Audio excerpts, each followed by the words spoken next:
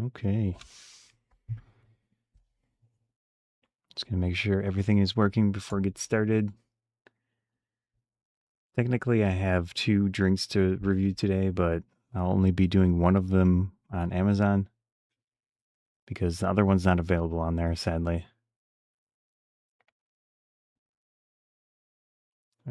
And I'm also out of drinks besides these two, so I'll have to try to find more. Okay, that looks good. It looks like it's working. Just make sure the other one's working. That's public. Yeah. Cool. Anyways, the drink I'll be reviewing on Amazon is this one. I'm going to do my little presentation and then I'll check the comments. All right. Taking a look at this. Whoops. Taking a look at this Mr. Brown's Cappuccino iced coffee. It's a tiny little can, 8.12 fluid ounce, 240 milliliters. So I guess that's Mr. Brown. Let's see what's in here. The nutrition facts: 1 can, 240 milliliters, 110 calories, 2 grams total fat, 1 gram of saturated fat, 5 milligrams cholesterol, 115 milligrams of sodium. That's a fair amount for a drink. 20 total carbohydrates, 19 grams total sugars, and then 13 grams of that are added sugars. 3 grams of protein. So a little bit of protein in here. That's cool. Not a lot, but let's see. Water, coffee extract, sugar, milk powder, and some other stuff. Sodium bicarbonate, natural flavor, or no, artificial flavor, if I can read. Emulsifiers, sucralose. Oh no, it's sucrose, fatty acid esters, soy lecithin. It's always a difficult one to pronounce. Carrageenan, which is, I think, seaweed.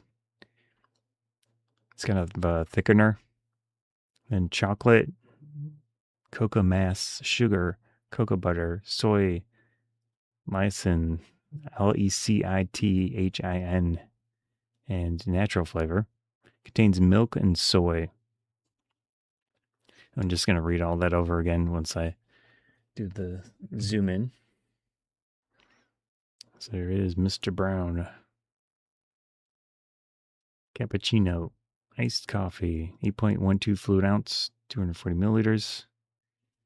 And for our nutrition facts, 110 calories for the can, 2 grams total fat, 1 gram of saturated fat, 5 milligrams of cholesterol.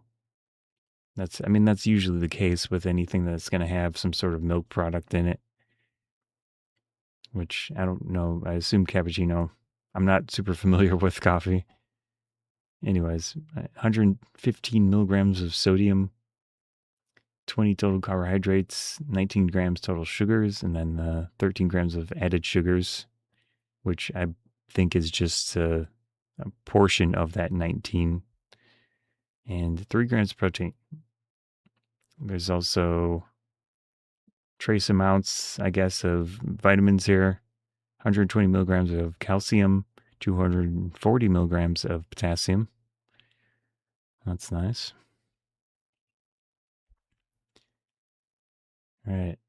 There's a warning, BPA warning. That's it's they put a layer of that on inside the can. That's usually the case of any can, but I guess they're using BPA. Not great, but hey. Product of Taiwan.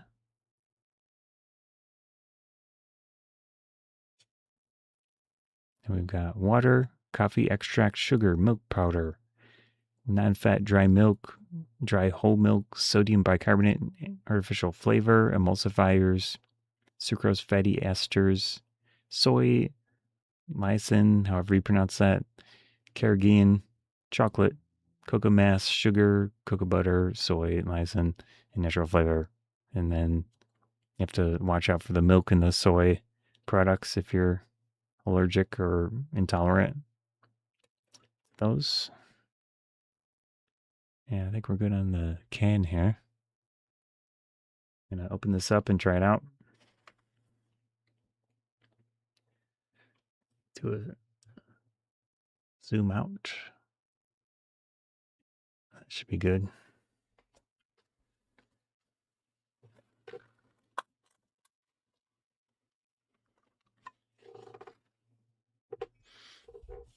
So this is a tiny little can. It should work with this cup.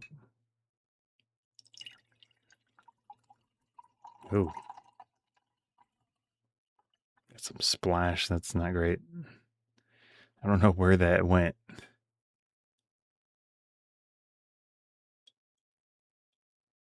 Well, shoot. Hopefully it did not go on my keyboard.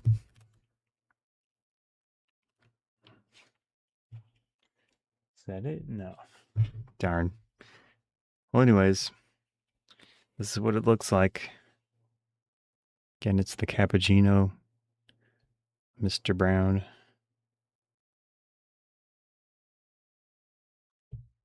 Looks pretty good. It's like a zoom in.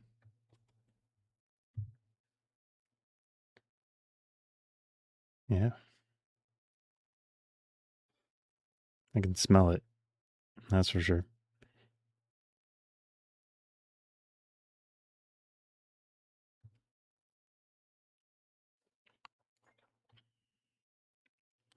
Yeah, I don't know where that splashed on my desk. I have a sugary coffee blob somewhere. Oh well. So this again is the Mr. Brown Cappuccino iced coffee. Smells really nice. Got that mix of coffee smell, which isn't. Sometimes coffee to me smells like new tires. This one doesn't. Yeah, this one smells pretty nice. The mix of the milk and the coffee. Let's try it out.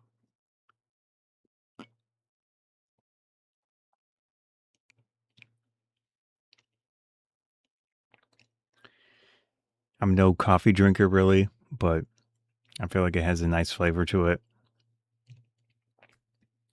Let me see if I can.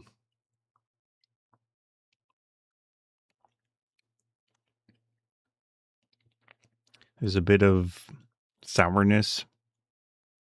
Obviously, it's pretty sweet still. Some bitterness going on as well. But, you know, coffee, you want to at least taste the coffee. And I do taste coffee in here.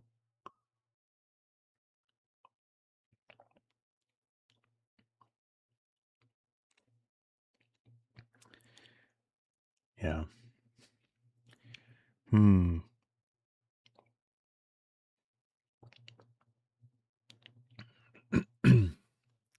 I'd say it's relatively pleasant. It's pretty smooth. The milk or whatever is in here definitely adds to it. It's not super sweet tasting, even though it is 110 calories for this little can. 19 grams total sugars. So you're definitely getting very much of sugar in here. But, you know, that's kind of the point, I guess.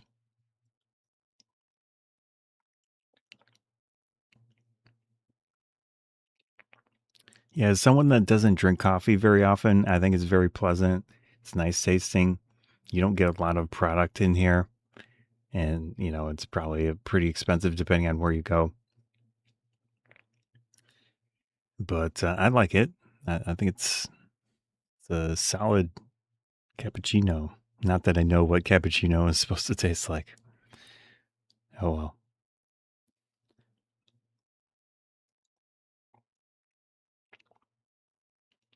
Yeah, it's very smooth. I think you could add some ice to this. That'll be a nice drink. Kind of give you a little bit more rather than just straight cappuccino. It's not super strong tasting, so if you do add ice, it's going to water it down a fair amount. But I think that I like it.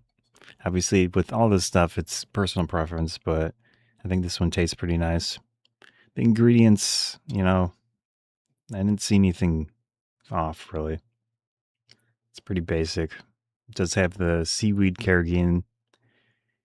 Uh, yeah, nothing too intense with the ingredients. So it looks good. Anyways, again, that was the Mr. Brown Cappuccino iced coffee. All right.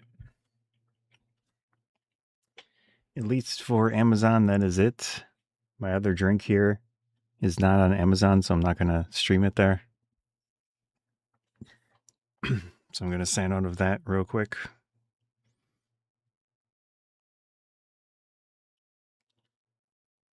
All right, that's is good.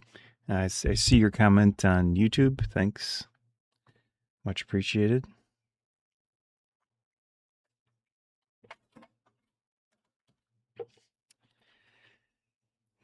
All right. So next up, this one I did a search online and I couldn't find it anywhere. I purchased this at Dollar Tree. So if you are not in the United States, Dollar Tree's a discount store. Everything, not even, it's not even the case anymore, but most things are $1.25 at that store. This was $1.25 there, but that's the only place that I have seen it.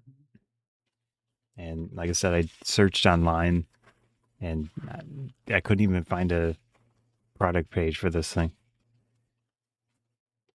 Anyways, I'm gonna do my little presentation, but gonna be taking a look at this Gfuel. What is it called? Oh, taking a look at this Gfuel Sour Power. We've got Knuckles on there from the Sonic universe. Looks pretty cool. So this is obviously an energy drink. Gonna be pretty intense. 16 fluid ounce, 473 milliliters. So in this case, I'm gonna turn off emote only mode or Twitch if you want to say anything. So I don't know if I'm gonna bother clipping this into a video. Anyways, 0 calories, 65 milligrams of sodium, and 0 everything else. We've got potassium, niacin, vitamin B12, vitamin C, B6, and zinc in here at various amounts. It has 140 milligrams of caffeine, which is a pretty reasonable amount. It's not it's not like a crazy amount of caffeine. For example, a cup of coffee, which would be smaller than this, would be 80 to 115 usually. So not too bad. It's up there, if you're not used to drinking things with caffeine in it, it's probably gonna light you up a little bit. But obviously these energy drinks tend to put even more stuff in them to increase the effects. So we'll see here. Ingredients, we've got carbonated water, citric acid, natural and artificial flavors, sodium gluconate, L-tartaric acid. So that thing's going to be the sour flavor, that tartaric acid. And then we got vitamin and amino acid blend. So that's a big list of things that I don't want to try to pronounce. Let's see what else we've got here. Potassium citrate, potassium beta hydroxybutyrate, potassium sorbate, which is a preservative, caffeine, acephane potassium, and sucralose. That's the sweetener. Two different things, two different low calorie sweeteners. So know those are in there and do your research on those two. Green coffee bean extract, green tea extract, turmeric extract, tart cherry, blueberry, broccoli, and kale.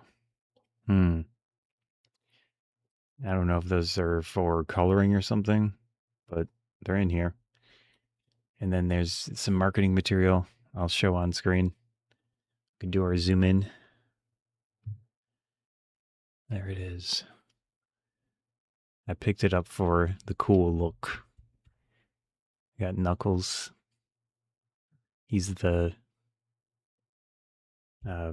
only thing I've seen of Sonic lately are the live action movies. I watched the latest one on Amazon Prime because I have Prime right now. Probably a month or two ago. It was decent, and he was in there. But 140 milligrams caffeine on that. They claim energy, focus, endurance, and reaction.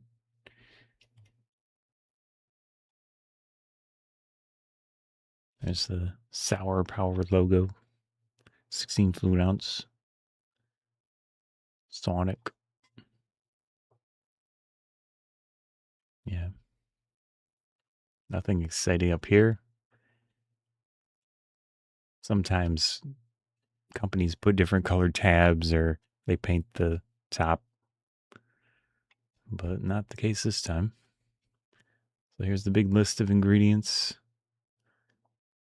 Things to take note of. There's a lot. So here's the sweeteners. That's acephane, however it's pronounced, and then the sucralose. Those are the low-calorie sugar alternatives.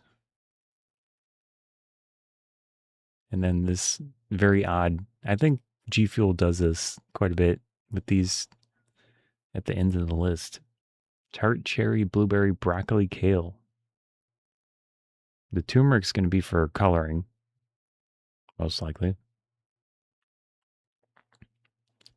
And then this, let's see where it is on the list here. Right here. So this acid here, the tartaric acid, that's probably going to be the sour flavor. That's usually in things like candies, sour candies. They put that in there. Yeah. Anyways, if you're unfamiliar with how this works in the United States, basically the stuff at the front, this is the highest quantity. And then as it goes down the list, that's the least. So it has a very small amount of these things at the bottom comparatively to the water and the citric acid and all that at the top. So that's how that works. As far as I understand it, I could be a little off or mistaken. But oops, I need to click something. There we go. Okay, let's pop this open.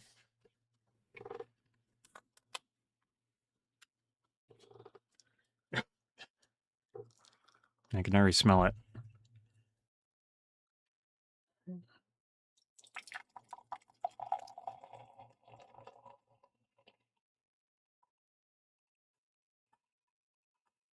It's probably good. There it is. So it looks like it doesn't have any color in it. I guess the turmeric is for some other reason. It's at the bottom, like it's towards the bottom of the list. So maybe it's for some other reason. Like I said, yeah, looks clear to me. I mean, as clear as a drink that can have so many ingredients. Oops, this cup is a little more difficult to film. So you can see the carbonation. The color is coming from my hand. Oh well, sorry. Yeah, this cup is it's kind of curved at the bottom, so it's difficult to get it to cooperate. There we go. Looks good.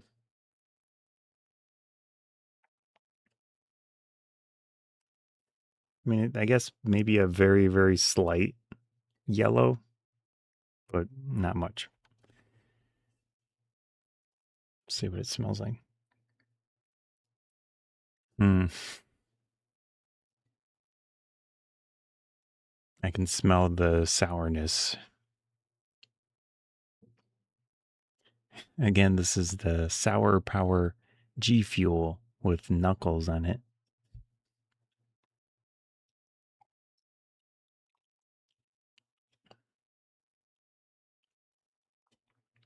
It's not as sour as I was expecting.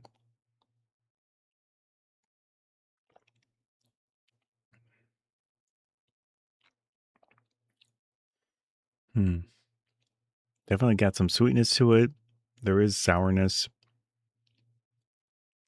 and kind of a candy flavor. If that makes sense. The carbonation kind of there is still some, but pouring it out into a glass, I lost a lot of it in the process.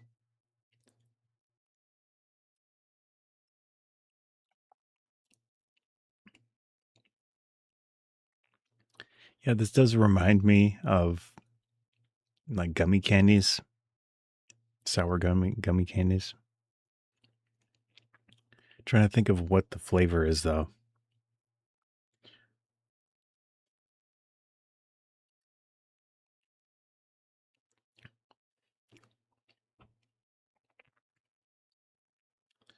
It's like a generic fruit flavor.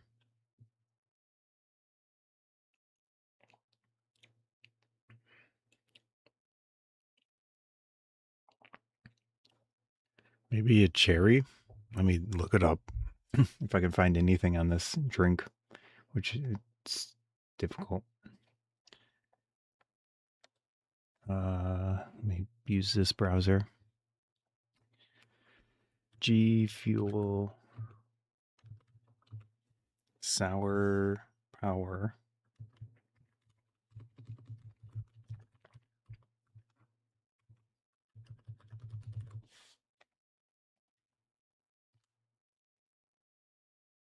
Raspberry. Interesting. According to the Google AI. Whoops. Let's put this over here. Switch to that. Yeah, so the Google AI is claiming that it's a sour raspberry flavor. That makes sense. It tasted like some sort of like fruit type thing. This looks correct. It's 140 milligrams sodium. I mean, caffeine. Yeah, that's correct.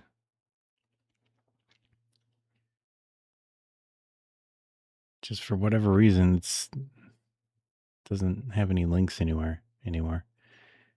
But go back to full cam.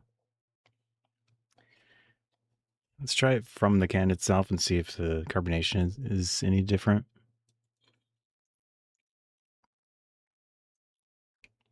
Yeah, if you want carbonation, definitely just drink it from the can.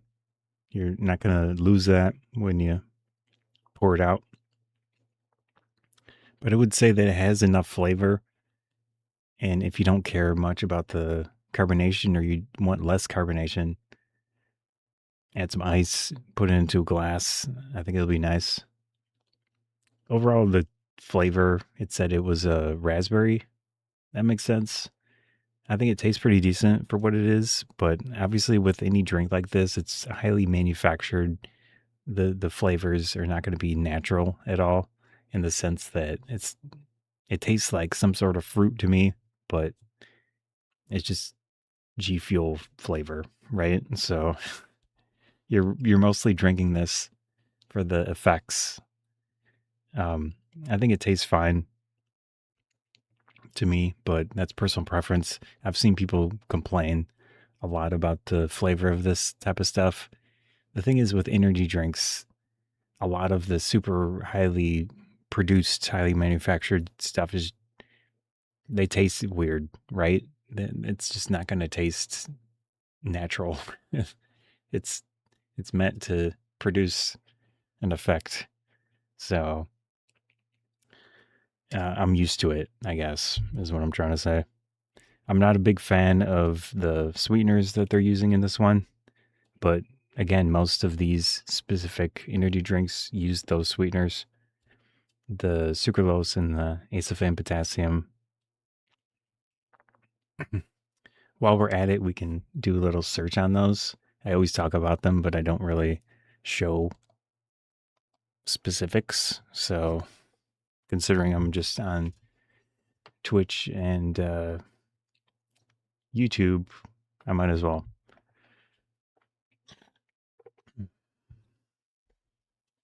See if I can spell it properly.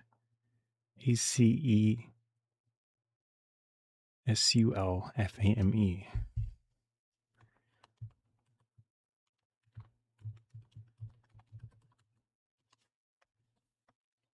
Switch to Facecam.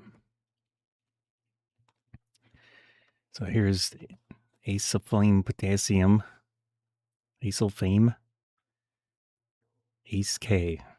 Let's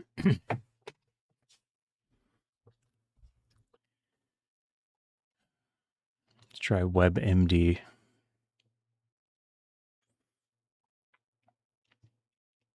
So it starts off right there. Obviously, we need data though.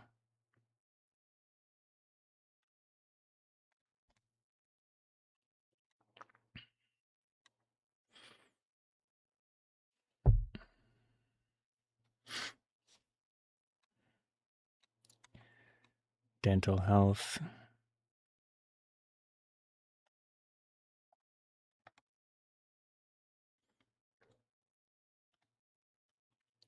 So here's something that says it could potentially shift the gut biome, microbiome.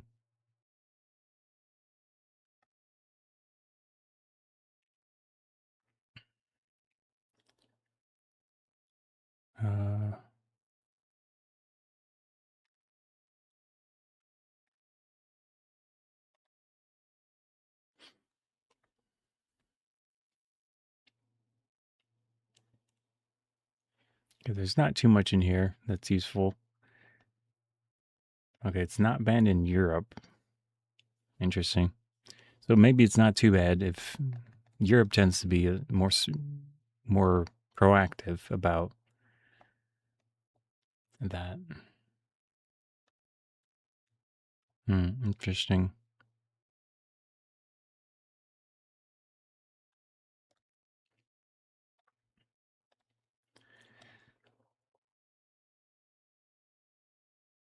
I don't know. This website doesn't look super.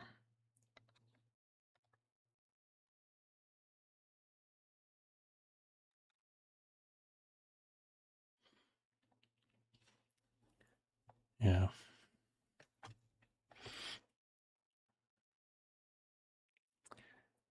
Conducted 1970s. I said bad reputation.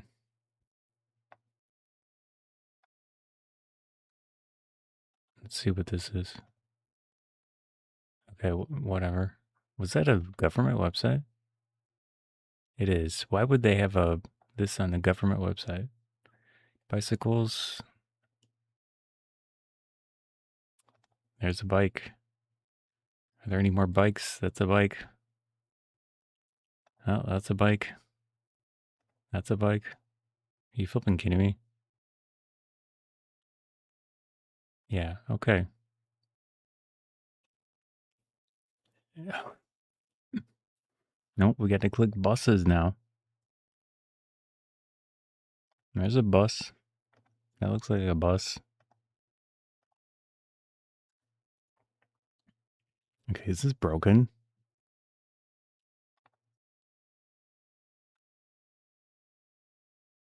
Bro. Let me try a different browser.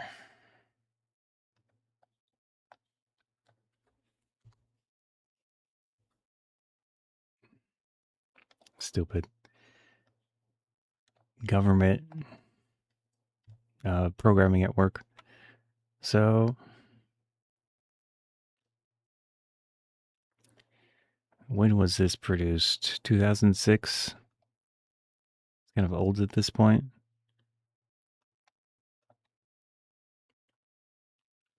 First experimental demonstration of multi-potential carcinogenic effects of ACE. Oh, that's aspartame.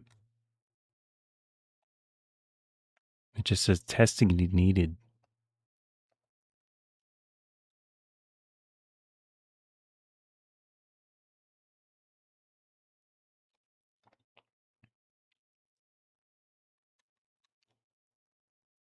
Hmm.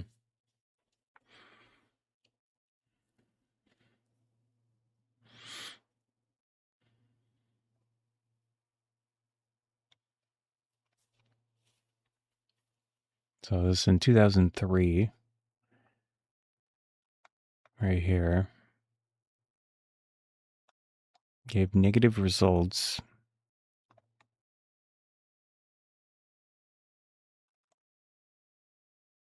So 2005, negative controls for validation tests, models, chemical. Did indeed test negative, but negative results did not advance our understanding. Well, that's not useful.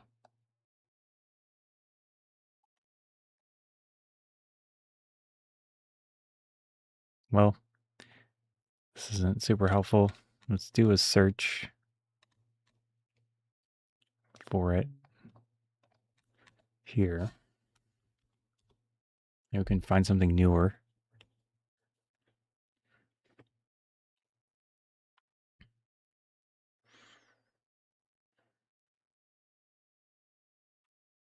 It's 2005.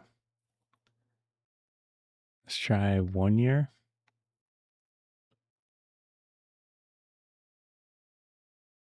Impact of artificial sweeteners, inflammation markers, a systematic review of animal studies.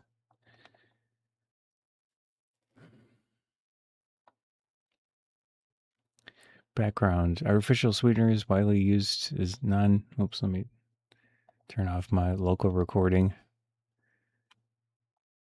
Anyways, I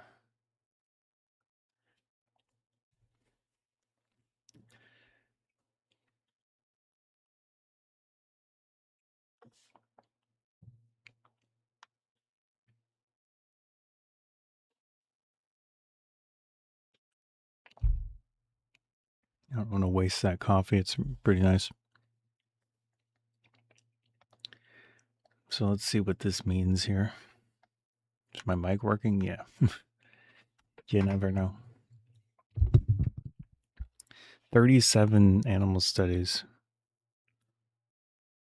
So there are only 5 of them for this one. Sucralose is the other one in this drink. So 16 and 5.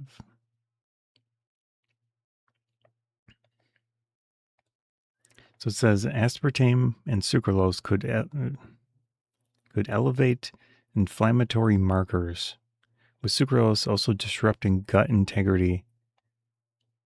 So again, this one has sucralose in it. And that was over 16 studies. And the majority of drinks I've seen with sucralose also have the ACE K. Or if it has ACE K, it's generally those, they seem to put those two to get words together to sweeten a drink.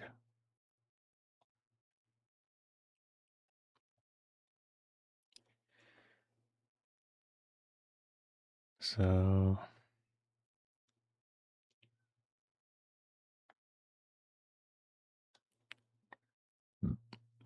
It's talking about the purpose of these things.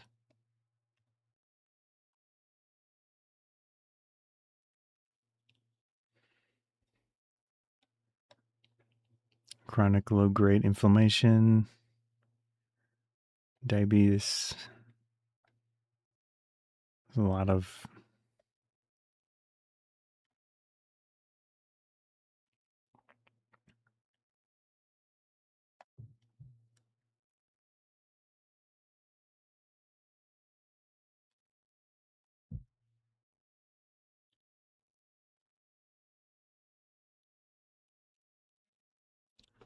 science words.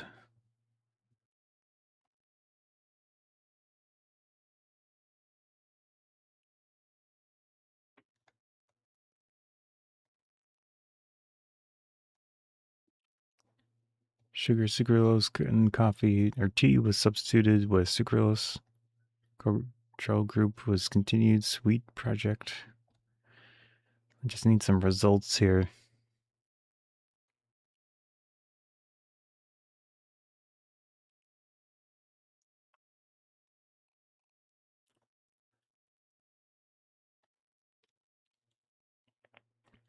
Table 1. Participants animals, rodents and primates, or exposure, any artificial sweeteners, oral consumption.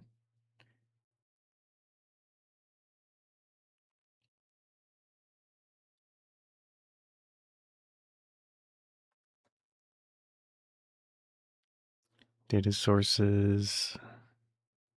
So they're basically compiling ones that they've found. So this should be useful to us. Because the more data you get, right, the more average out accuracy, potentially.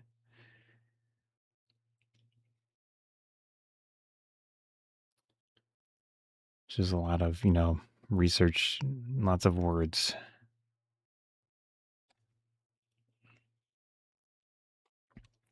So they're going over how they dealt with the information. Got their flow charts, study characteristics.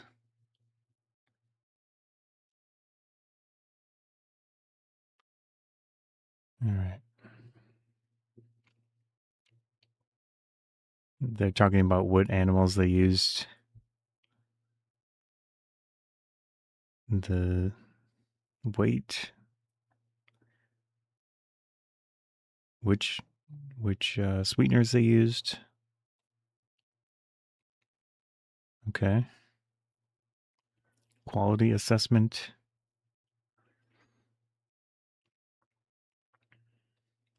Okay. Aspartame, we can skip this one for now. Let's see if this, no, it's just so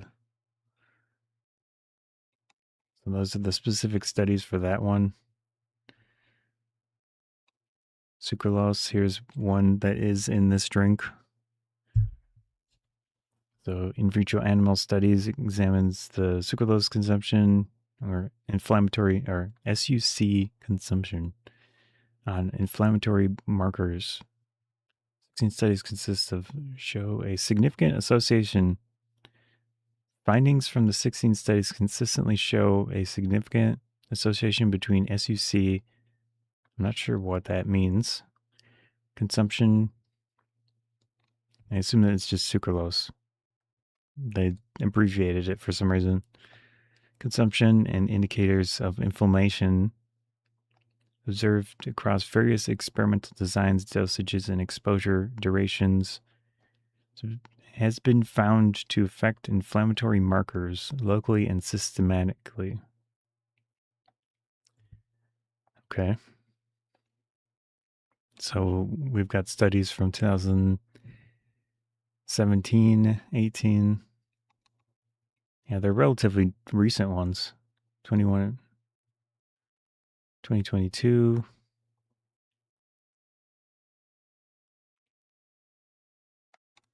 Let's see what the actual data here.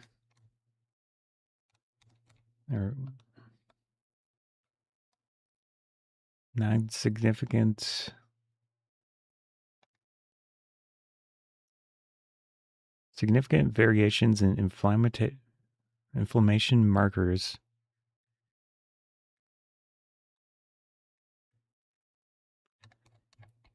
Well,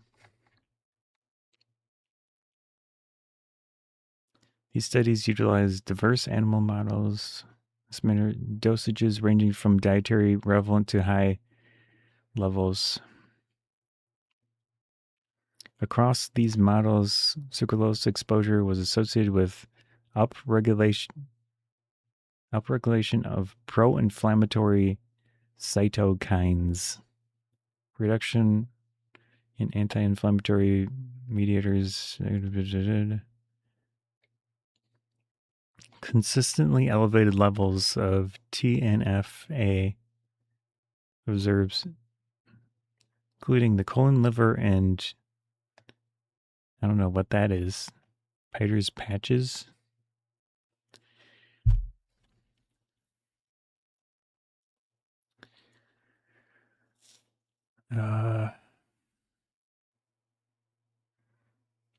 Research also demonstrated that sucralose consumption was associated with suppressed anti-inflammatory mediators, including a notable reduction in IL-10 and IKBA.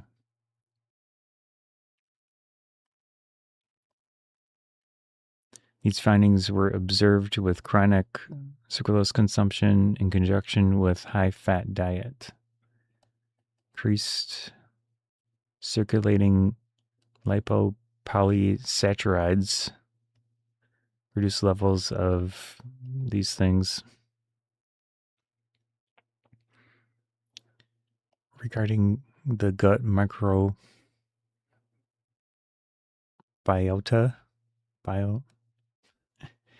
it's tough trying to read this stuff.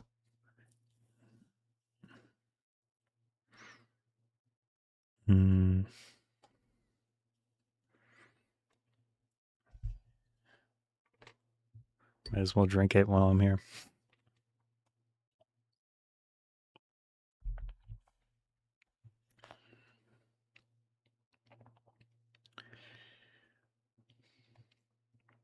It says chronic intake of sucralose was associated with decreased bacterial diversity and enrichment of pro-inflammatory ones. Evidence suggests that artificial sweeteners, including sucralose and cytamate mixtures, are associated with systematic inflammatory effects that extend beyond the gut. Chronic consumption has been shown to elevate these things. Heptic.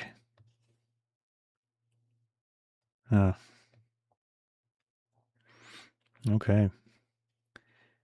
So this is the other one that's in this drink. ACE-K, acesulfame, potassium. So there's only 5 studies for this one. They varied exposure durations. Zebrafish.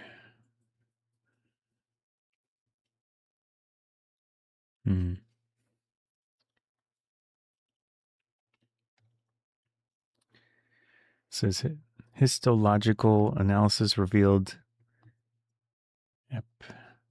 epithelial. So whatever that is, mucus depletion, signs of inflammation, transcriptive. Maybe we should use AI to summarize this. But we'll keep going down the list here and see if it gives us more definite understanding of what all this means.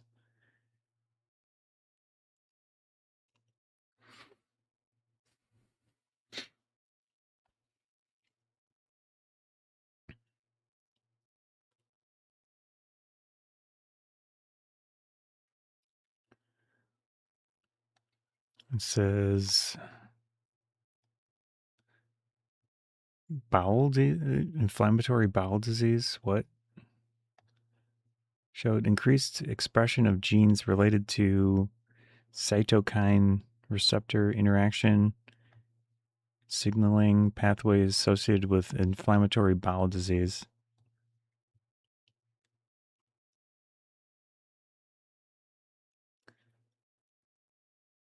Investigated the effects of internal ACE-K intake.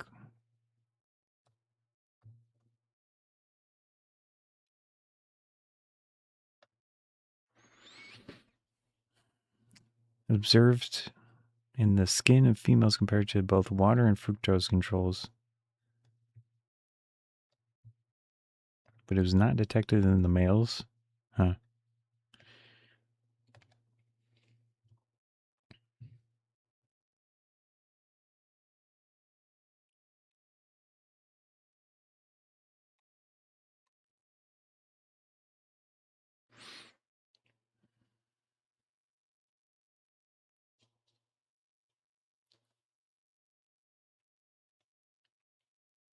So this one says no significant differences were found in the specific study for whatever they were looking for.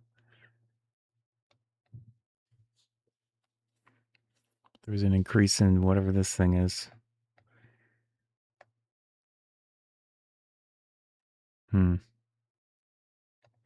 Well, that was that. Let me see if there's any.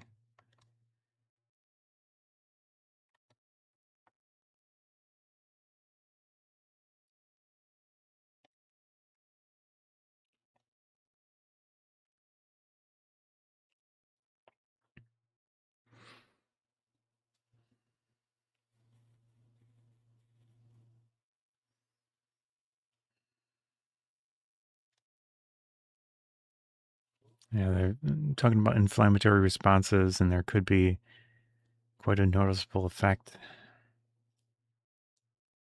based on this data.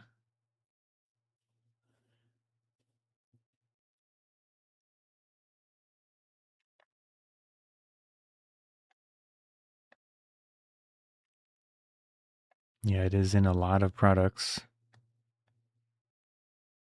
Diet drinks, gum, desserts, dairy products, cereal, toothpaste, chewable medications.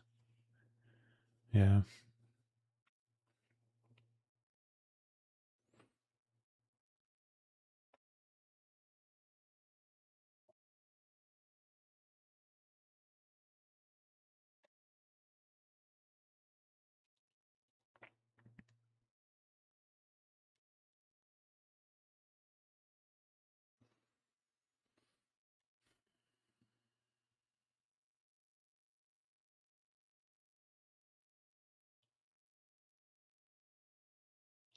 Let's take this thing and use Google AI to take a look at it.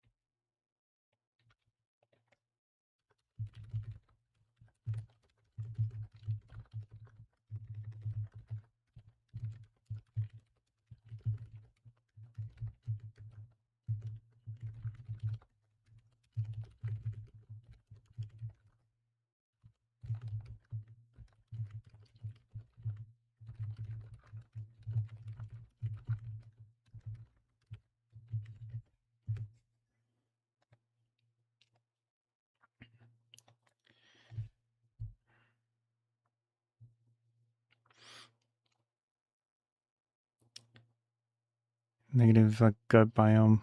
Let me try this with another one that's the search type one is not great sometimes. Let's see if I can do ChatGPT.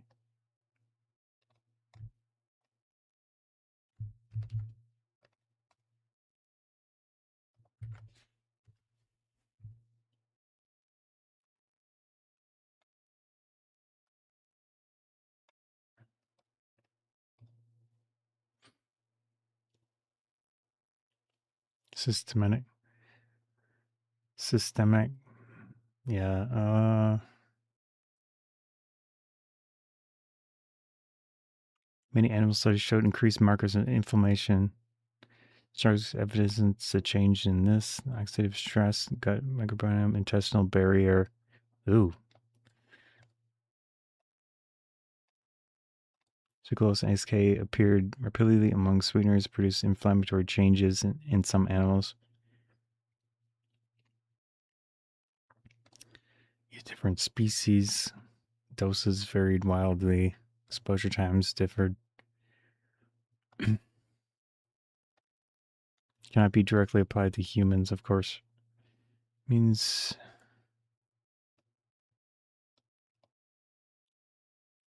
so they are biologically active rather than inert.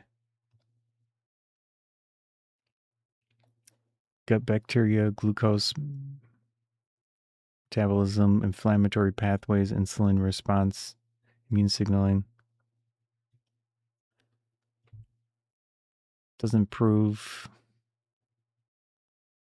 these things.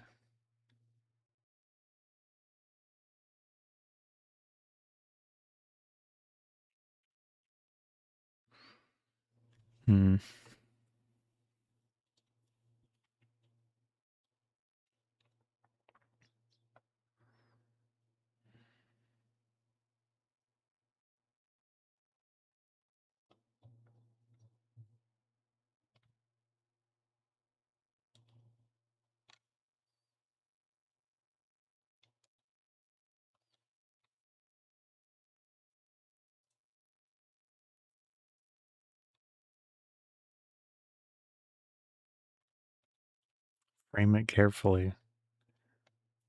Well, I'm not going to say that. Yeah.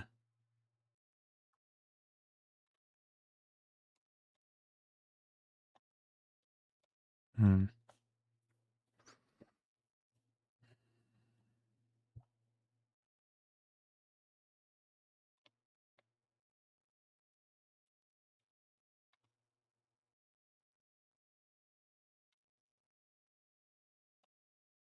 Hmm.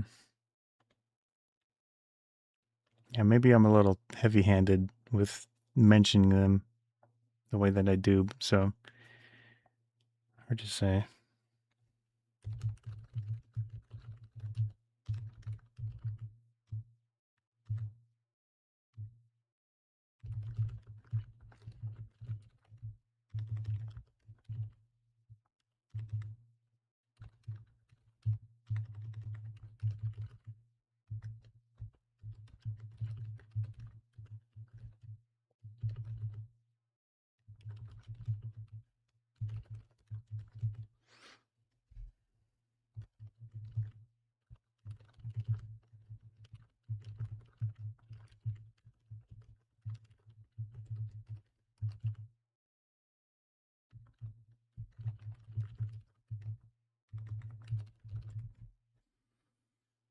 I'm not great at spelling.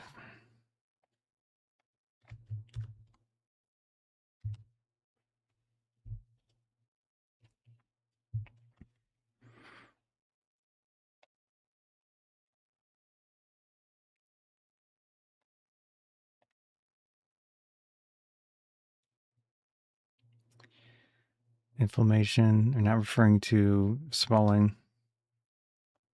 Biomarkers. Part of the immune system, they're chronically evaluated over months or years. They're associated with increased risk of cardiovascular disease, insulin resistance, type 2 diabetes, fatty liver disease, some autoimmune diseases, accelerated aging. Inflammation is generally considered a risk factor, not a disease itself. Think like elevated blood pressure. Doesn't mean that you're sick, but your persistent elevation increases the risk of future health problems. Yeah.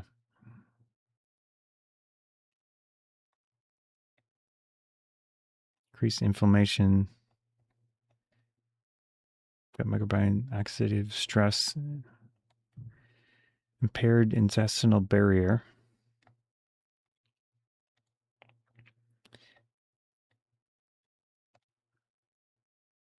Wow. They are mammals.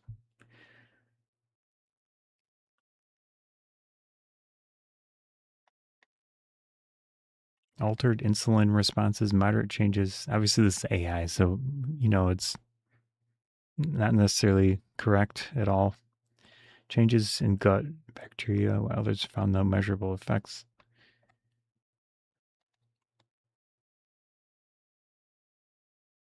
Hmm.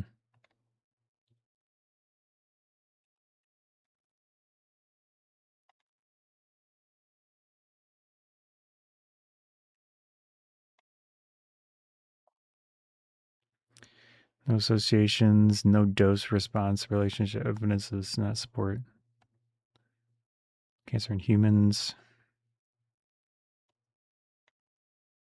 So here's another one.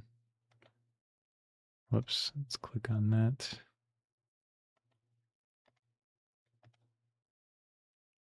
Don't tell me this is broken again. So dumb. Why would they put this on here? It's a government website. Cars. Is that a car?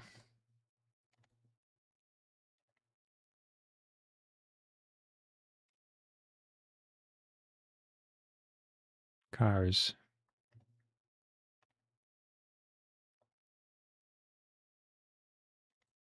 Bro. Work, please. Yeah, it doesn't work on there.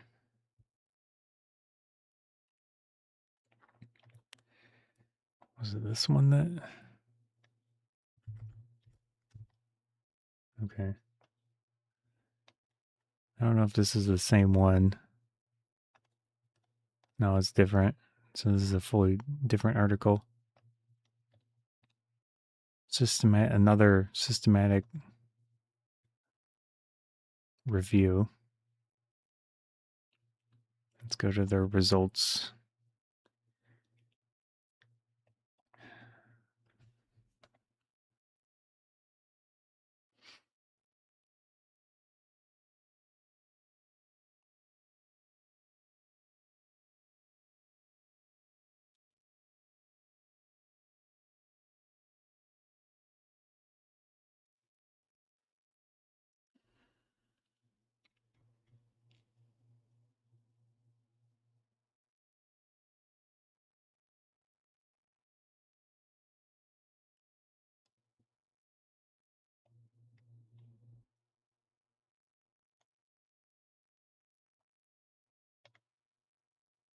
Hmm. Well, copy this. Let's go back to here.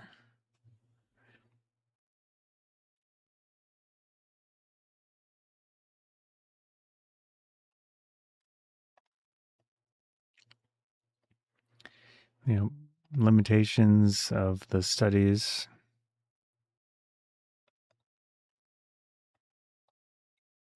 It's worth noting that this review included authors with beverage industry affiliations. Yeah. I'm not surprised. So this one could be sus. Even if it's a government website funding.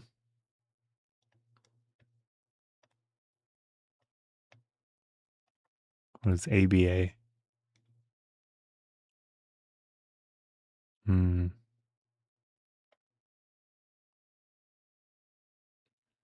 Sus.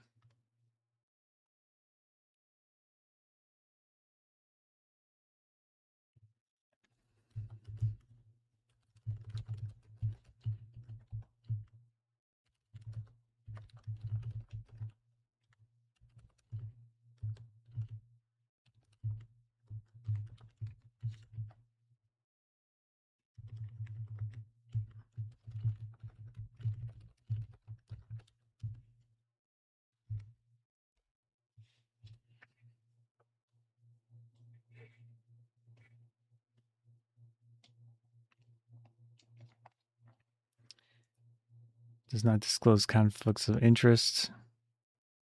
Food itself is not simply labeled as funded by Coca-Cola.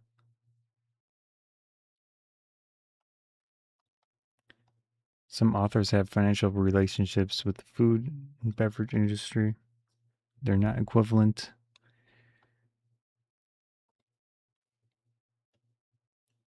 Lower confidence slightly.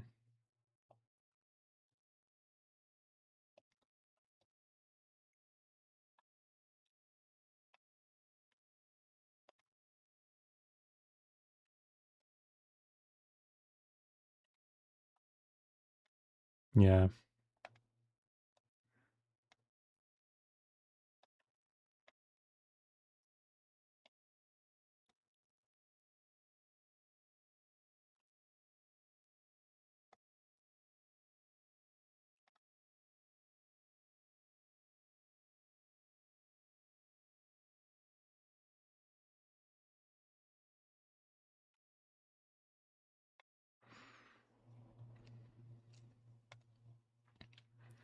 So there's that.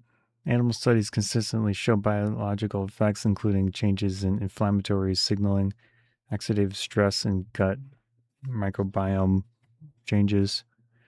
Human studies show sweeteners are not biologically inert.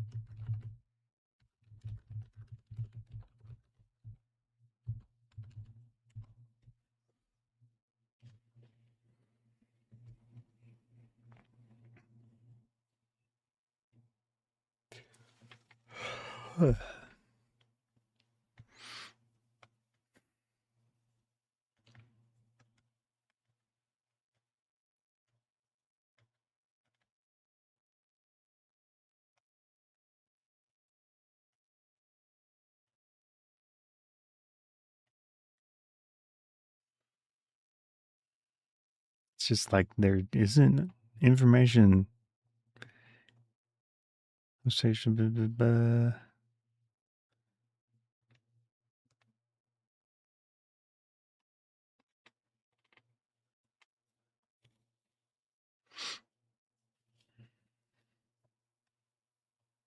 There are no human studies specifically evaluating sucralose and cancer risk, at least according to ChatGPT. Oxidative stress, inflammatory effects.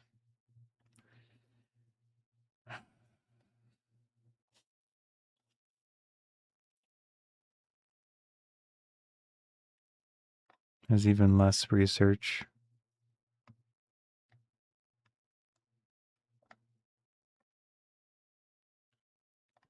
Diseases take decades to develop. Yeah.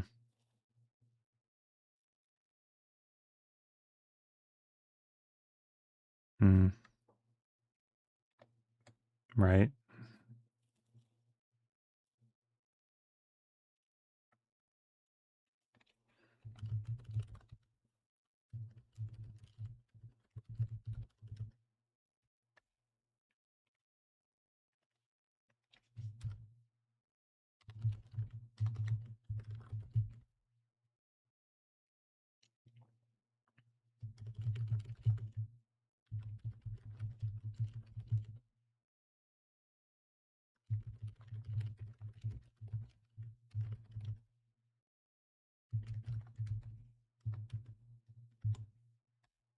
You flipping in vitro. So that's what it's called.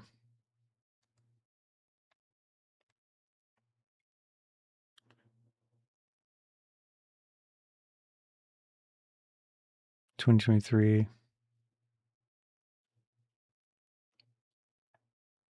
So look at this one.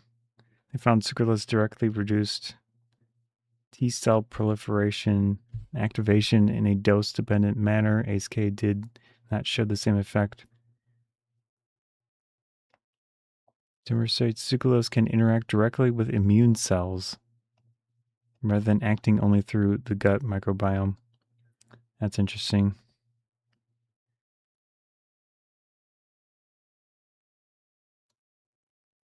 So there's two of them here. Oh, not this again. Let's try the nature one. Sure. So dietary sweetener sucralose is a negative modulator of T cell mediated responses. Artificial sweeteners are used as a calorie sugar substitute in many foods.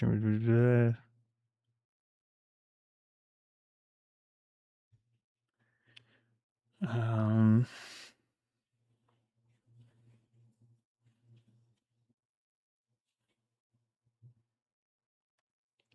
Last given sucralose showed decreased antigen-specific responses.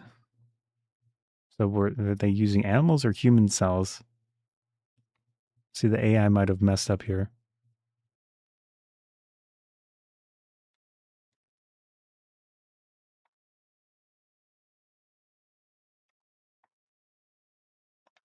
It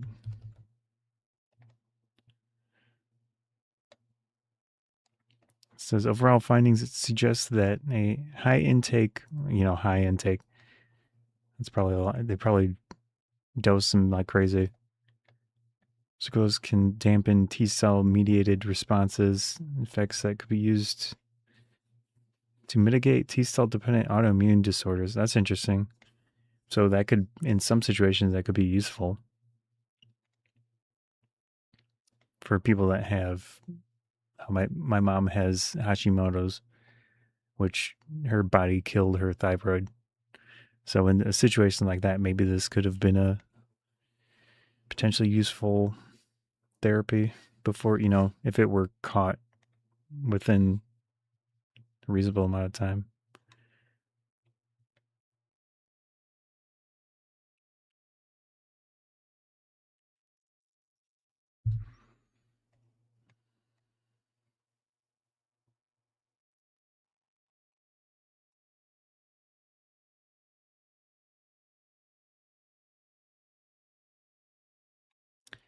Yeah, it's tough trying to understand all this.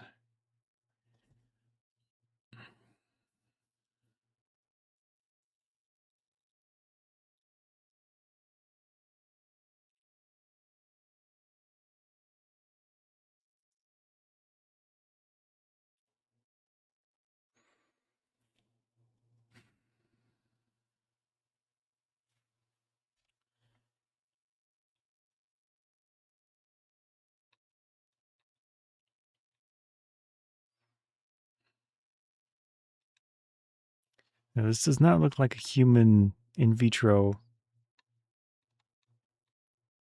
It looks like another mouse, or I don't know. Did they say rat or mouse?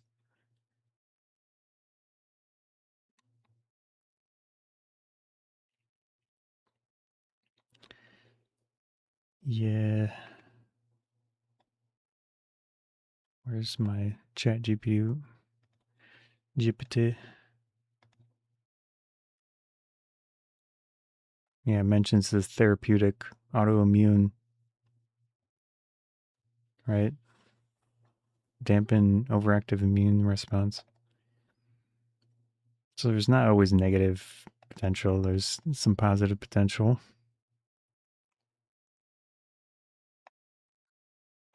Okay, this one's cultured human umbilical vein cells, expose them to sucralose and ACE concentration intended for approximate serving of diet soda. No increase in whatever activation, no increase in photo evidence.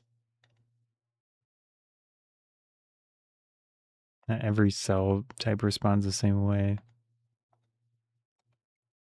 Let's see if this is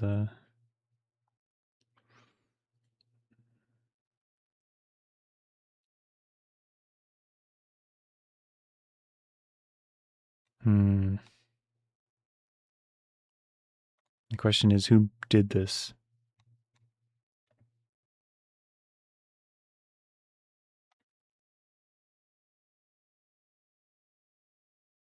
Just paywalled.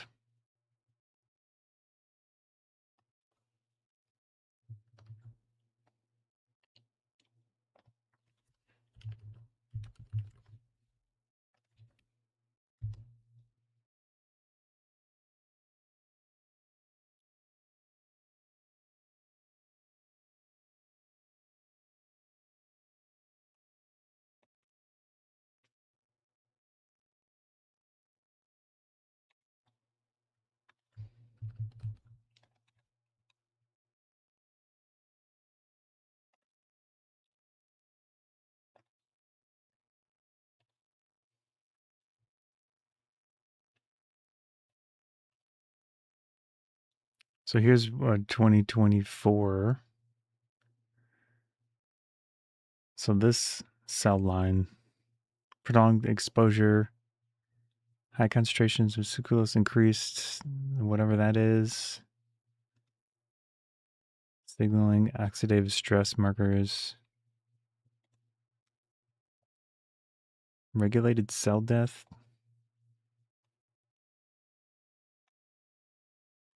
Mortalized cells, not brain tissue.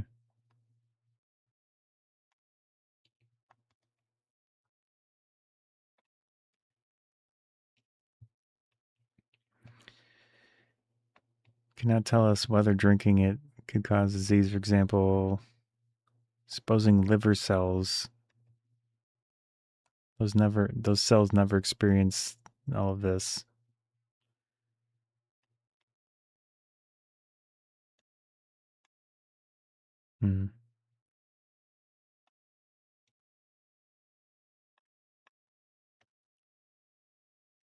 Why is it talking like this? Okay.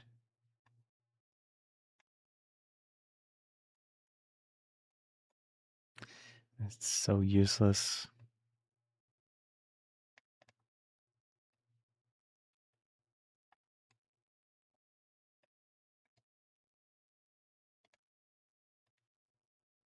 Hmm.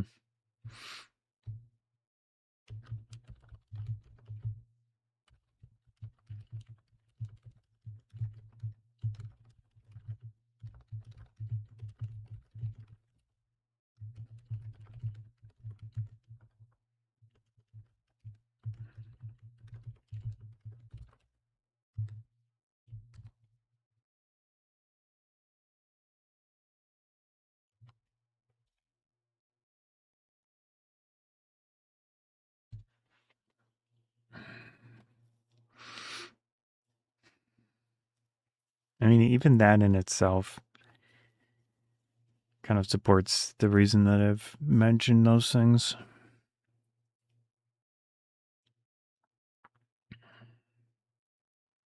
Can alter cell signaling, immune cell behavior, gut microbiome, and metabolic responses.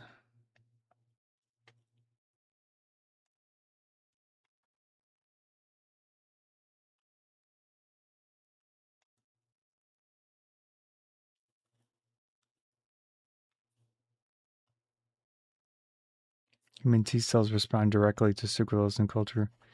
See, this might be pulling that article that was, it said that it was mice. So the thing might be wrong. Let me see if there's human. This could be a different article though.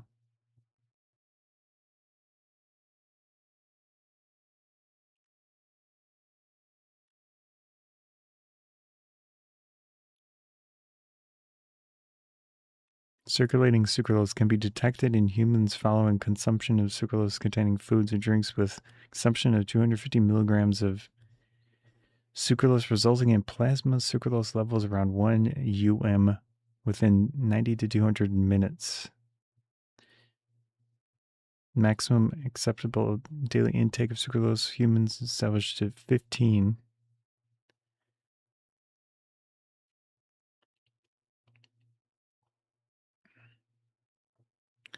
Yeah, I think this is a different one.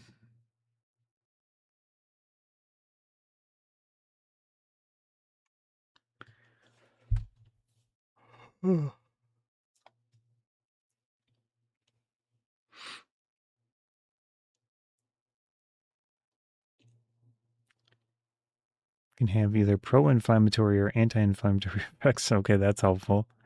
So we can have either one.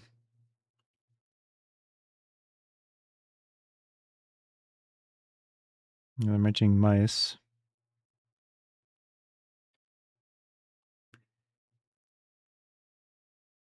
Okay, similar to sucralose, but not those who inhibited the proliferation of human T cells and human T cell leukemia cell line. So they're testing to see if sucralose can maybe disrupt cancer cells, which I mean that that would be a good thing.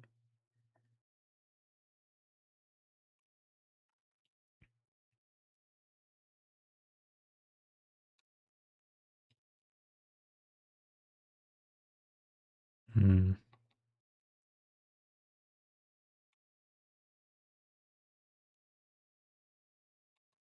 So much text.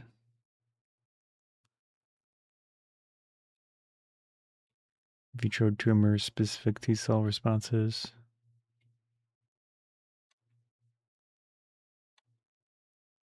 Effective sucralose in response to infection.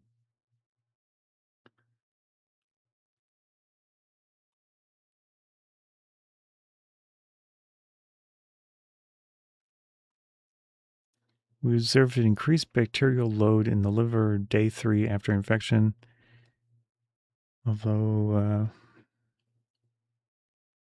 no evidence in the spleen.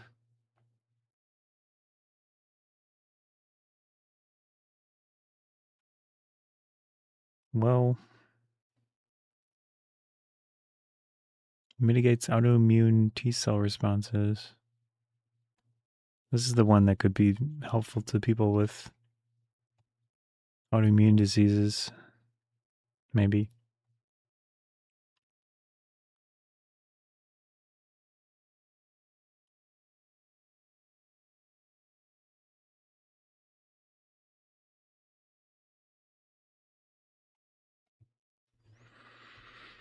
Hmm.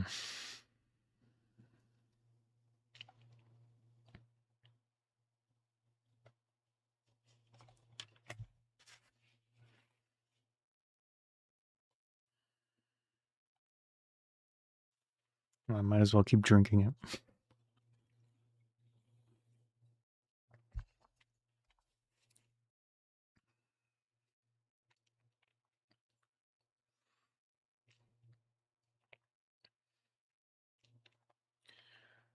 Let's see.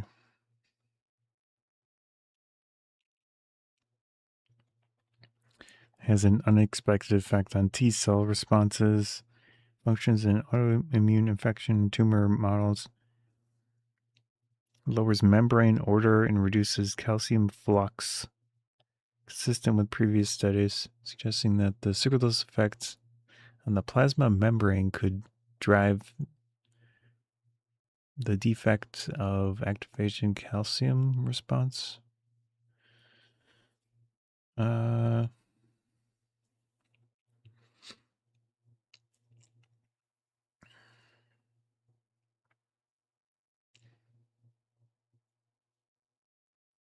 hmm.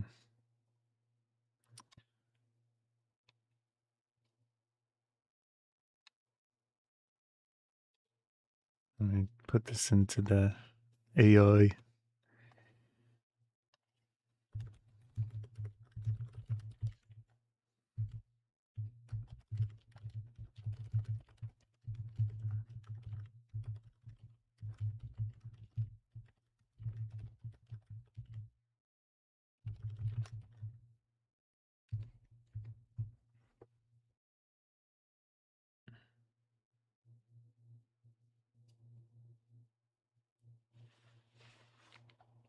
I don't think that's correct. 90? 90?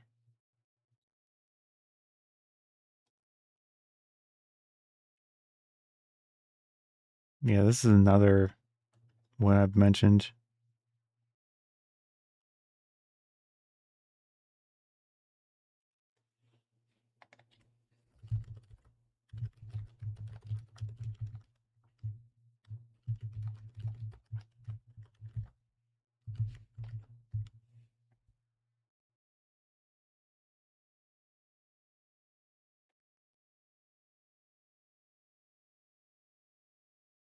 What?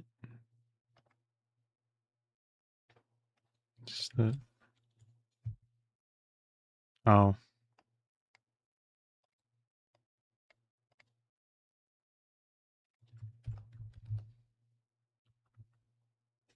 what?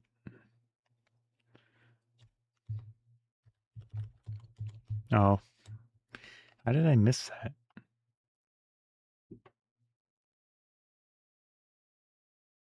I'm, what is that called? Gaslighting the AI? Maybe I should just restart it. Clear chat. Yeah, so this one,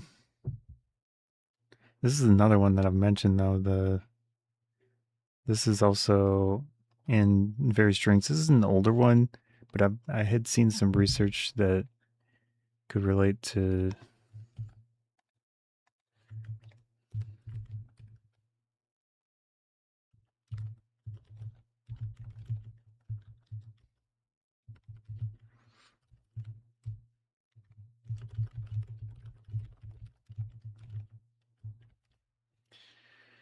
Let's see.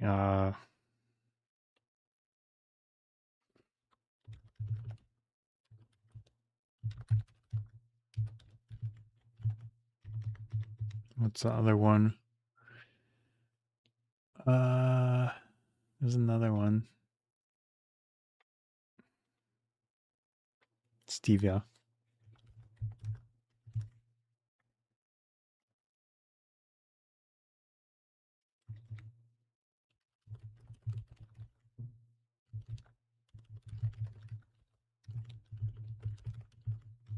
Doo doo.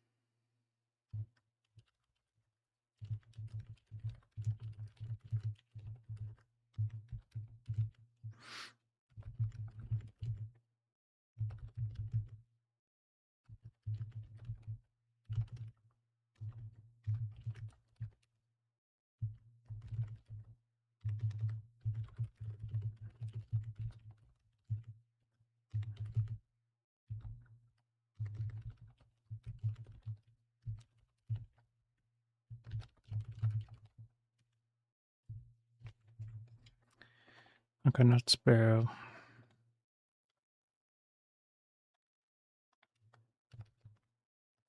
This, and then what other AIs do we have? Trying to think of other ones that. Oh, Claude. Good old Claude. Close that. Let me close all this stuff. Oh. I think this is the wrong browser. I want that one. Claude AI. No, it's not going to let me do anything without logging in. You flippin' try Claude. Come on. Just Google.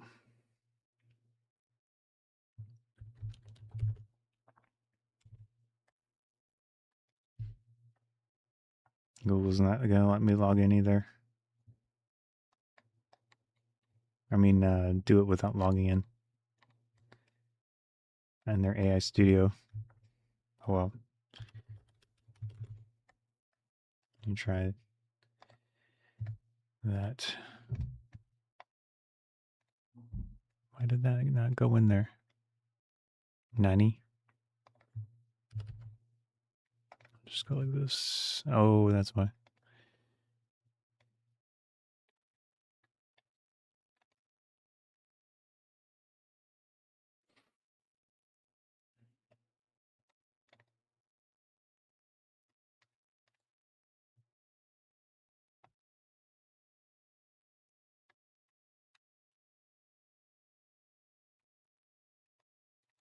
Yeah, Cardiovascular Association under investigation. That's the things that I've seen. So heart-related issues with this one. Mixed evidence, gut microbiome, glucose responses. Okay. Limited. That's limited. Very little.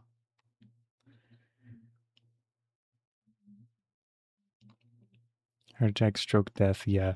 So I tried. Yeah, I don't want to drink too much with that one. So this is in fruit and stuff, I think it is, but it's obviously different concentrations in a piece of fruit or something versus what they put in a drink.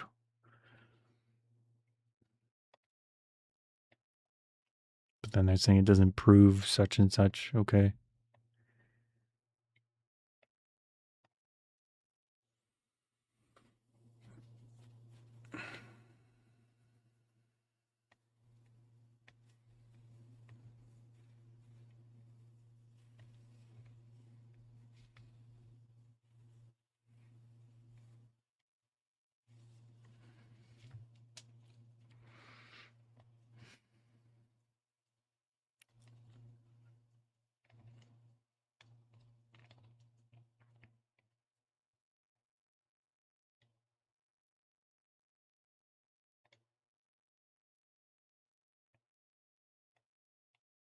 Larger insulin responses.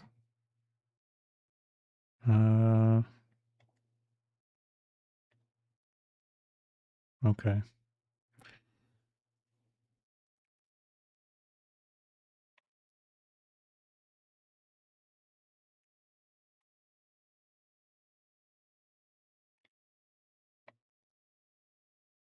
So look at this one. Frequently funded by the food industry.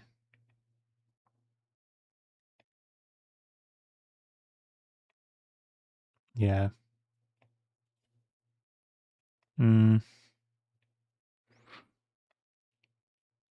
So this just doesn't have as much research, according to ChatGPT, of course, which can be wrong or limited.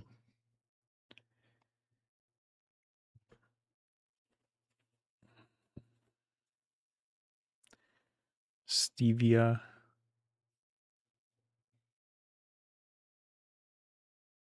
Monk fruit.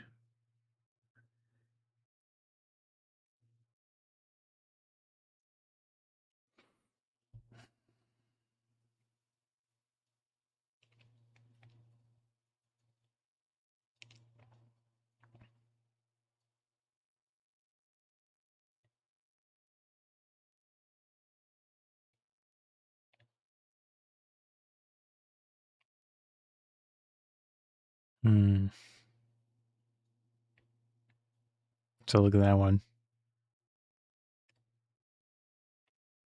And to say that these companies don't take advantage and don't do that, you can look at other examples of the smoking, the that group. They made fake studies and stuff back in the day, and probably a bunch of other industries like trying to think of.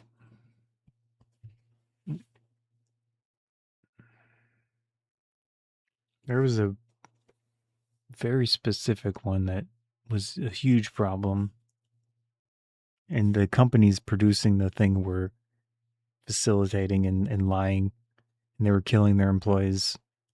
It was my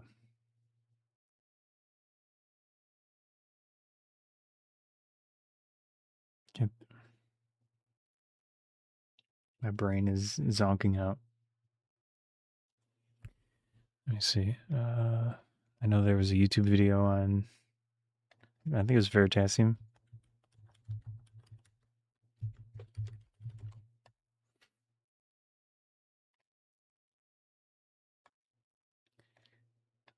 Let's see videos. Google Maps, CIA, Unstoppable.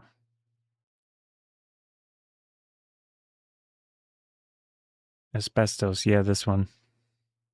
So if you watch this video or just read up on asbestos, the companies manufacturing that stuff were doing some really shady crap and basically killing people and stuff and not caring.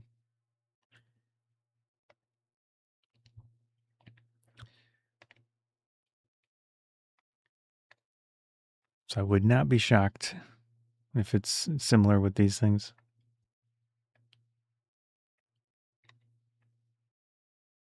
Quick answer as well. Safe and normal doses, independent human studies flags long term. So this one's showing more, but I would need some actual research.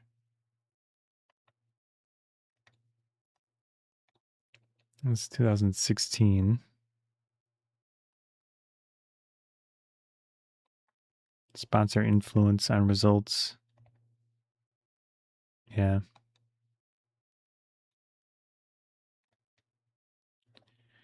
Yeah.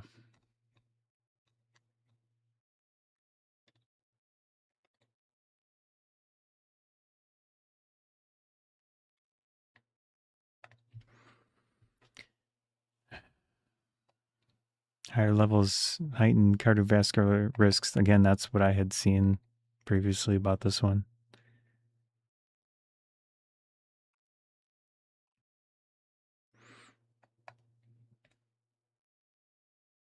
Sucralose 2023 study found a fat soluble compound created during sucralose metabolism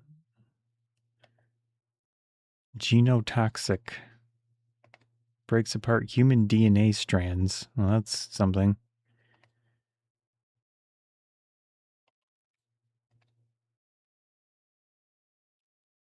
So why did it take this much effort to find this?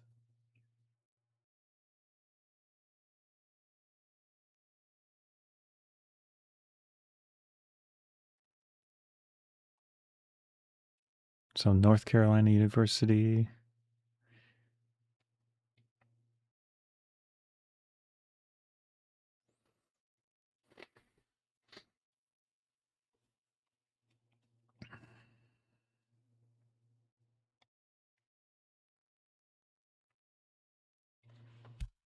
Let's take this one and give it to ChatGPT. What is this?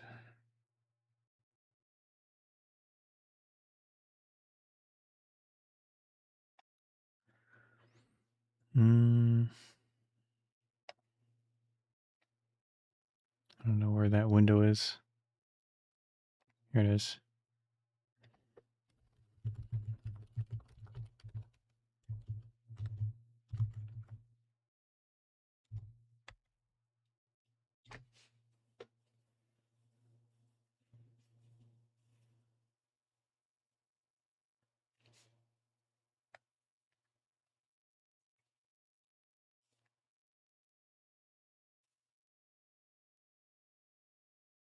So it's a byproduct.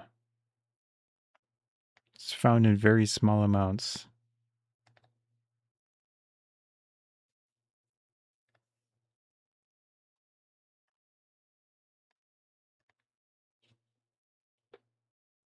Cultured human cells.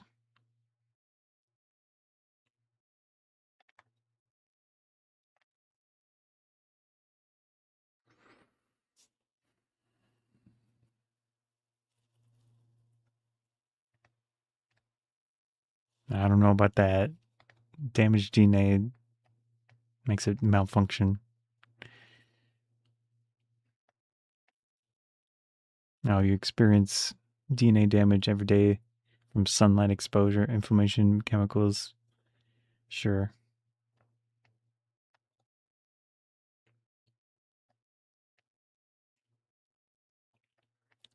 Ugh, that sounds unpleasant. Yeah, I had seen some of the studies mention that one.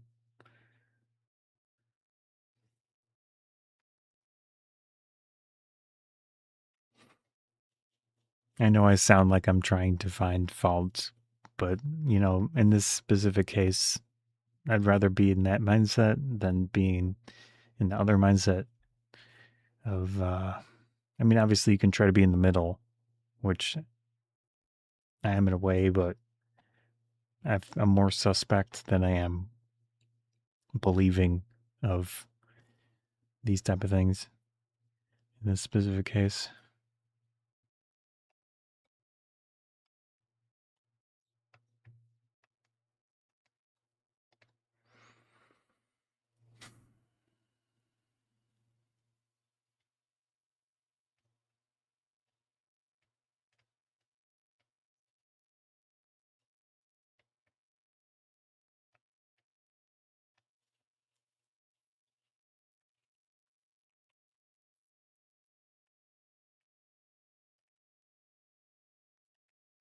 Mm-hmm.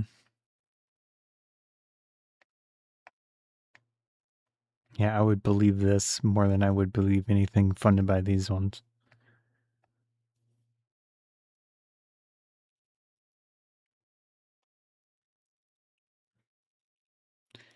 Sure.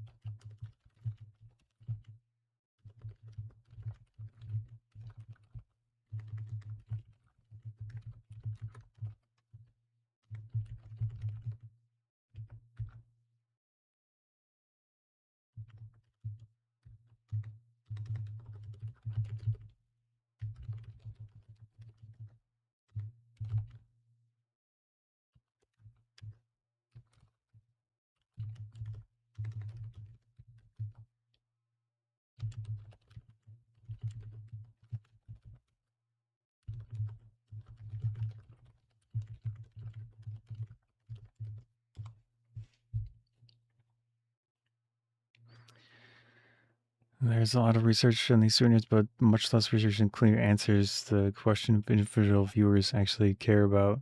Drink can one day. If I drink one can of this every day for 10 years, what happens to me? Is the strong evidence.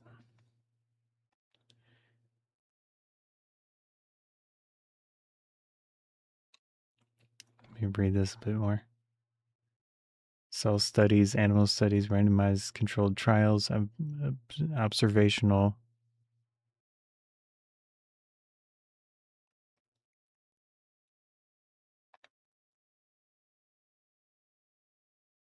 Placing sugar with sweeteners is probably a net positive for many people. 3 sodas a day, 100 plus grams of sugar. Sugar exposure, calories, glucose spikes, dental risk. What?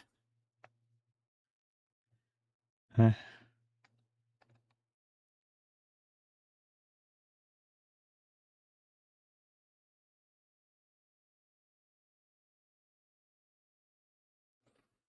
Might as well keep drinking it.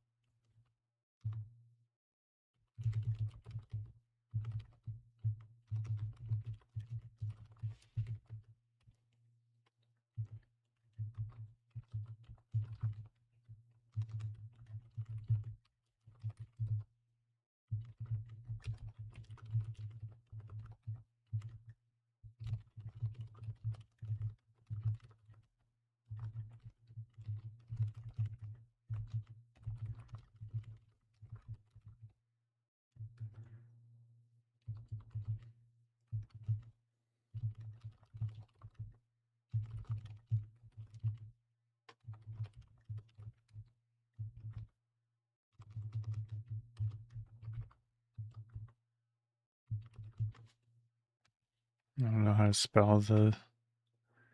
Where's the scroll bar? Who designs? Imagine not having a scroll bar.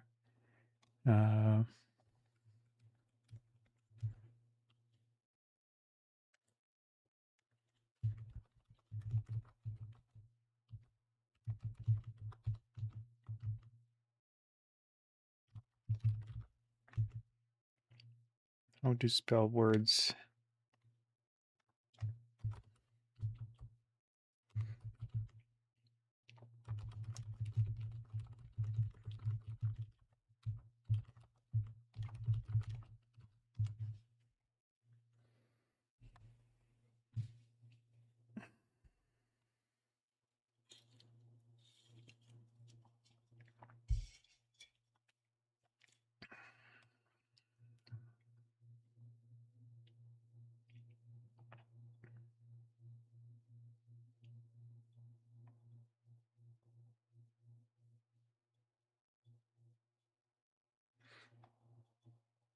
Yeah, protein bar.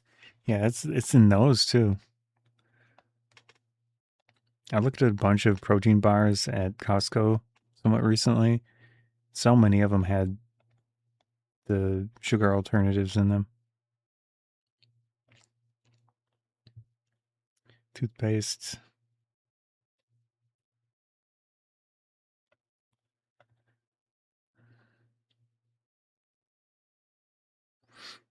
Chronic exposure. Aggregate.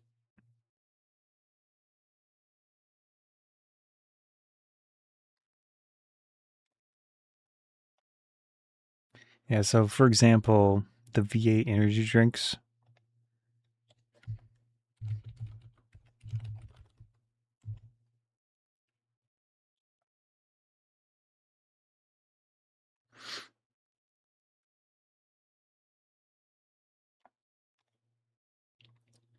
Let's see if I can find.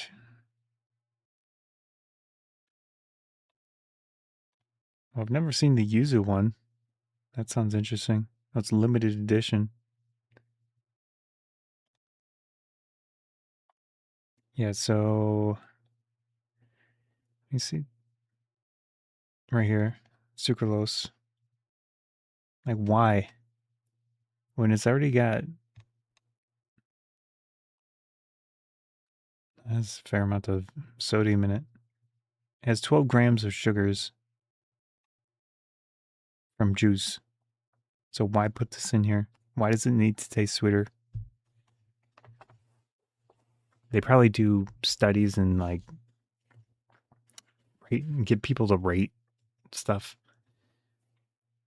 but they insist on adding that to it when you don't need. Kind of, why not just contribute to people starting to not need so much sweetness taste when they drink a thing and just not include it? It's got juice in it. Come on. You don't need to add more. So that's kind of one of my irritations with this stuff. I feel like this drinks they're fine and they're good in some ways, but it just feels pointless to gotta have it so sweet tasting.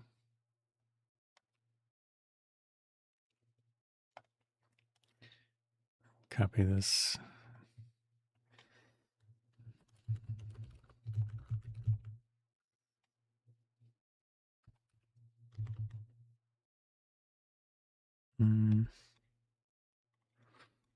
Should probably read more of that, but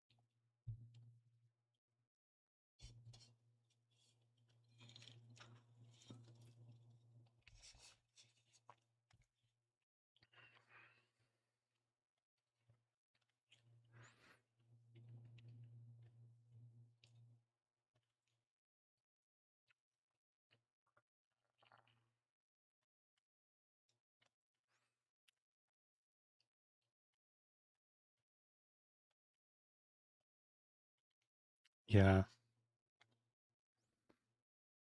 Consumer conditioning.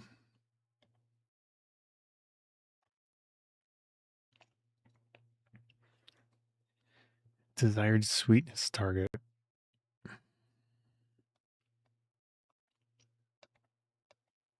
Less thin taste. Yeah, well,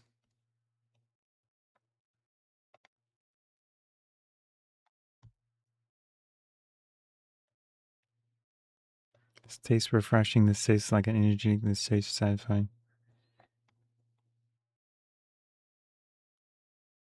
Sensory panels. Preference testing. So from a business perspective, they wouldn't not include it because in their testing with whoever they select, they're probably getting these signals of, okay, these people like it with sucralose more, which is just depressing to me, disappointing to me. Because from a company perspective, they're not gonna. They probably evaluate, okay, adding sucralose is going to cost this much more, and then we get this many more people saying that it tastes better. Which you would think that they could at least consider.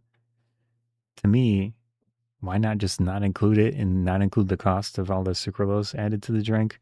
Sure, it might not be quite as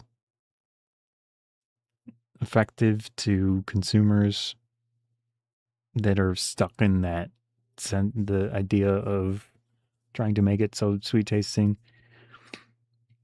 But, maybe in time, maybe people will start to prefer it.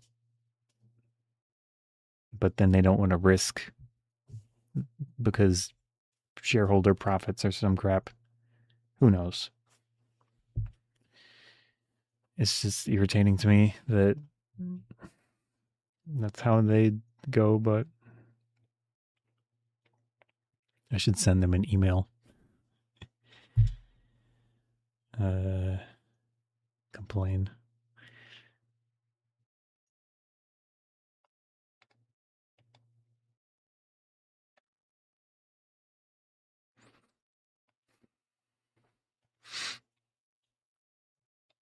Yeah, right.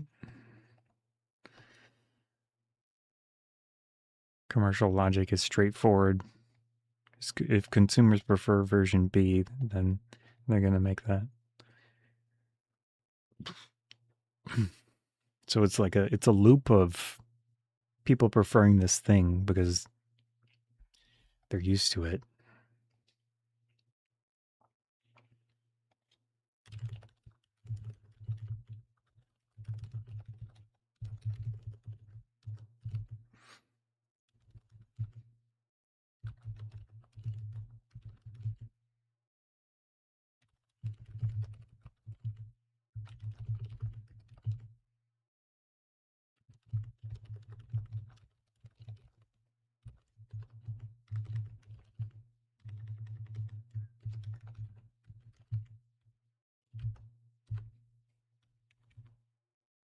I don't know how to spell Campbell's.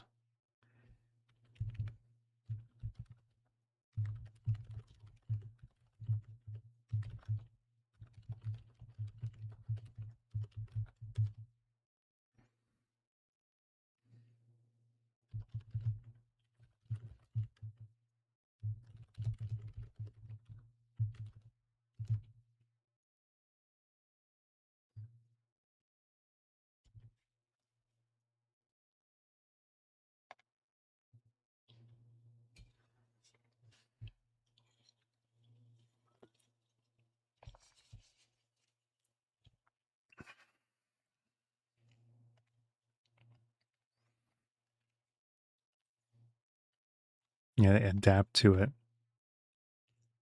They seem bland, reinforcing.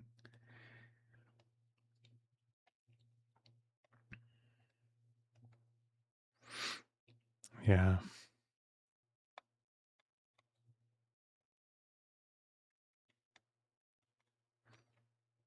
Purchase intent. Will they buy this again? Formulations: fruit juice, caffeine, sugar only, sucralose.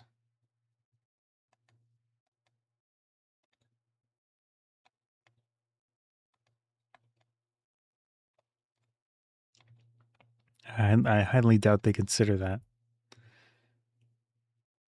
This tastes bland.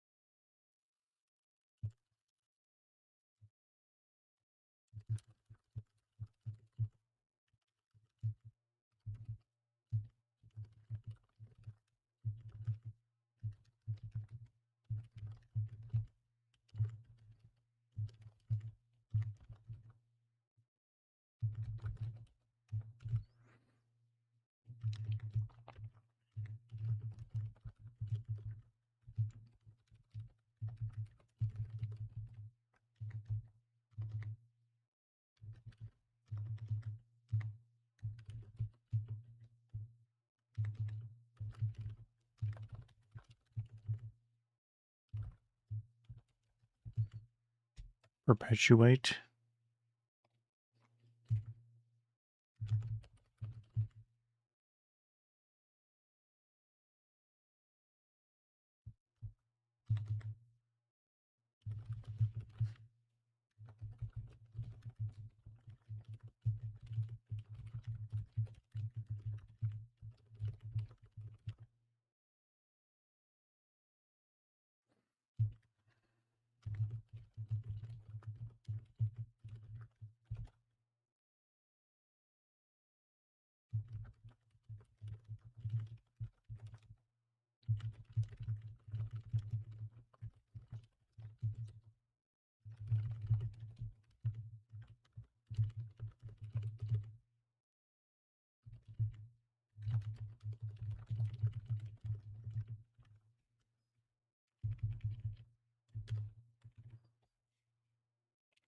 I've seen that caramel color and black tea.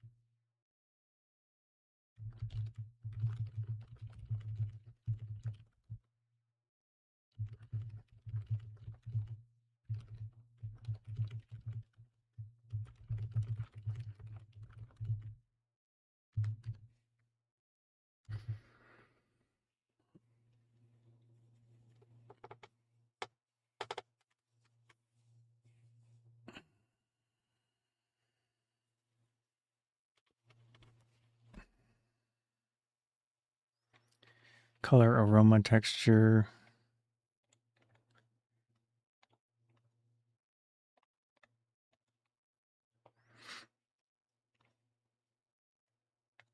Yeah.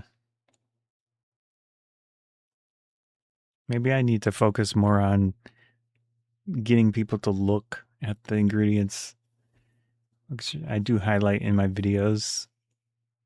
I should probably try to find one of those teas that have all the junk in it. The cheaper one, it's probably a cheaper one.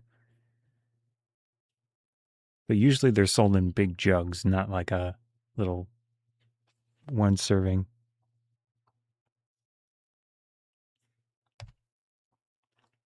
Can't remember which brand it is, and it's probably not on Amazon. So usually I focus on just like what's on Amazon because I do the multi-streaming thing to there.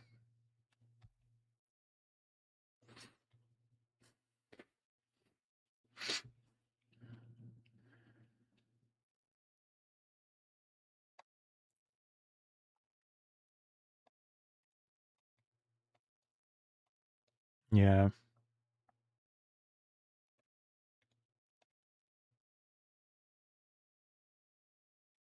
I will say props to some of these energy drink companies that do just have clear.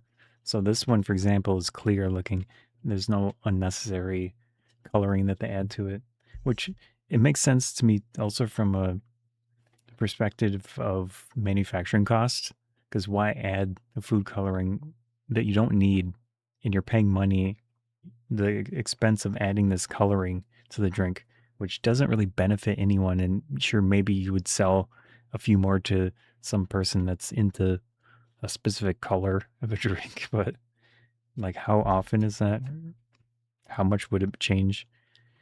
And who usually you're going to drink it from the cans. So like the amount of people that pour the drink into a glass and they want it to look blue or something, or in this case, red, it would make sense.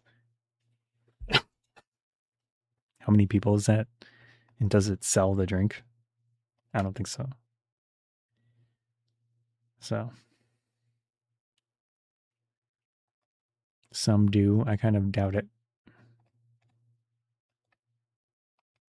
Keep costs reasonable, maintain shelf stability, comply with regulations, sell enough to justify the cost.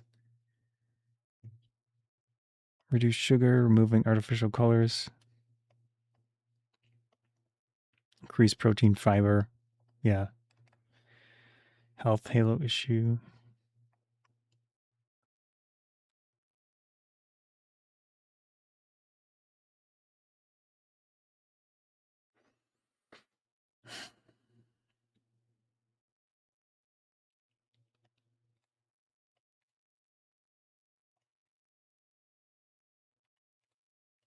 Yeah.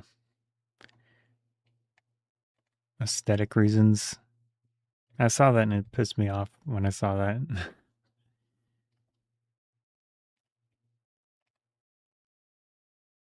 Adding caramel color to tea is such a cop out.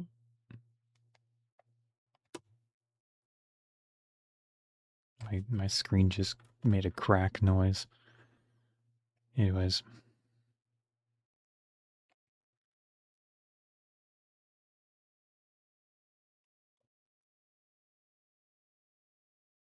Hmm.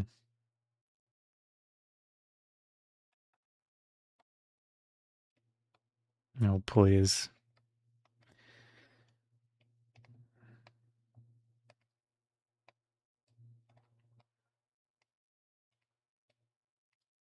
Yeah, I don't try to fear monger, but it's just the necessity of things.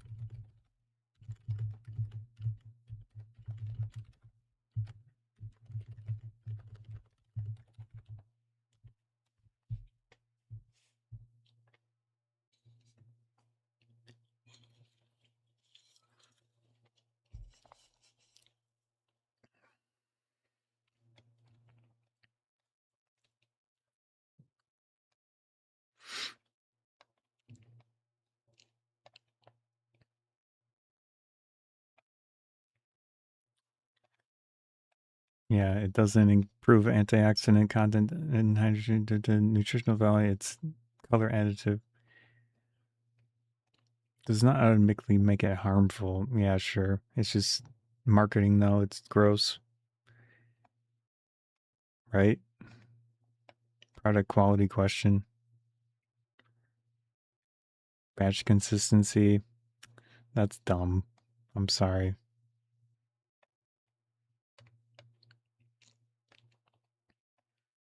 Then if they have consistency problems, then that's another problem. Diluted, even though the flavor is identical.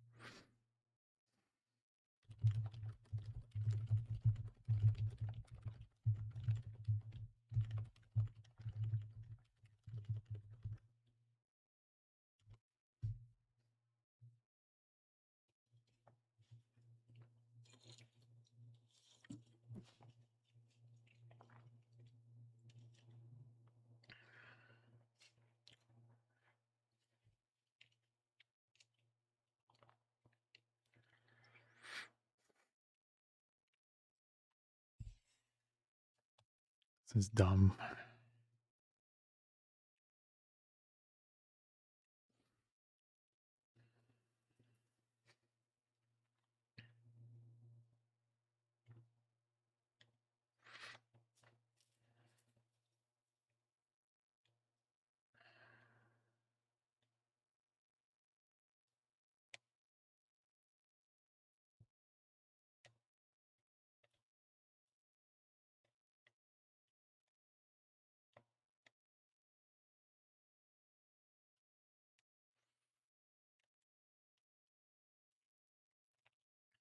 Yeah.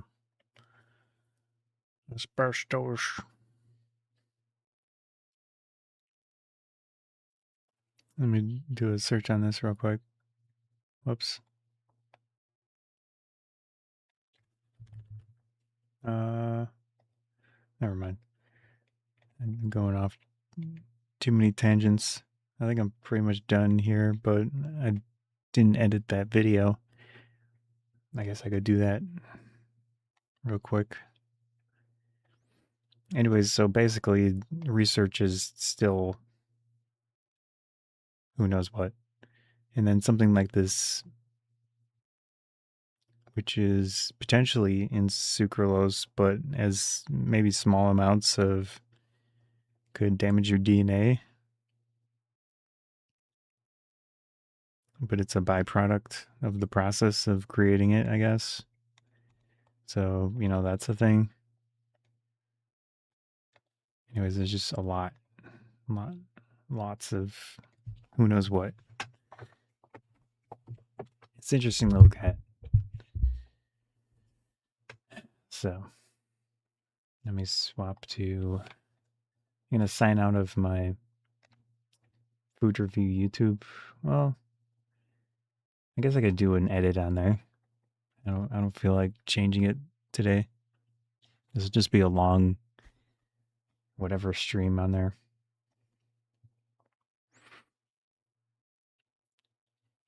I think that's fine. So basically how I do this is I've got this coffee that I did a review on. And I recorded it locally. I use a program called OBS, Open Broadcaster. Or let me see what specifically. OBS Studio. I don't know if it's broadcaster software. Anyways, that's what it is. So that's for streaming, but you can also do screen recordings and just general recording on your computer with it. It's one of the most impressive pieces of creative software ever created, in my opinion. And it's open source.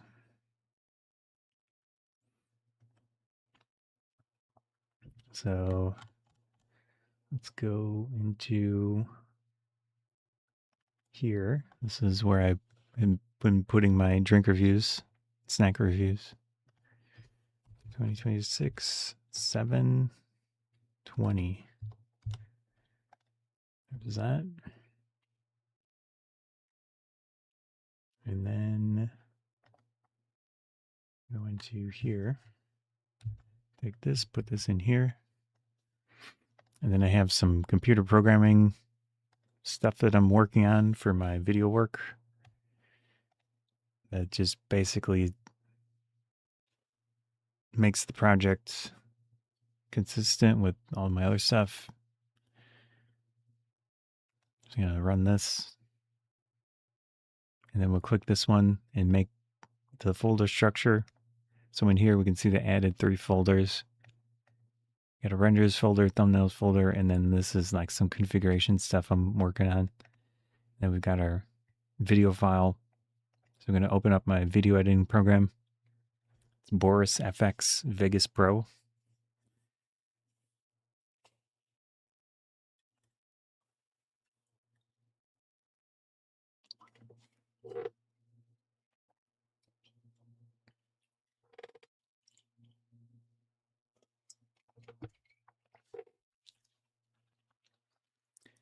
I've got more of my own software code scripting stuff. And this is integrated into the video editing program. So I'm going to click this and then go into a specific drive that I have these. So here's the new folder. We'll click that and then click OK.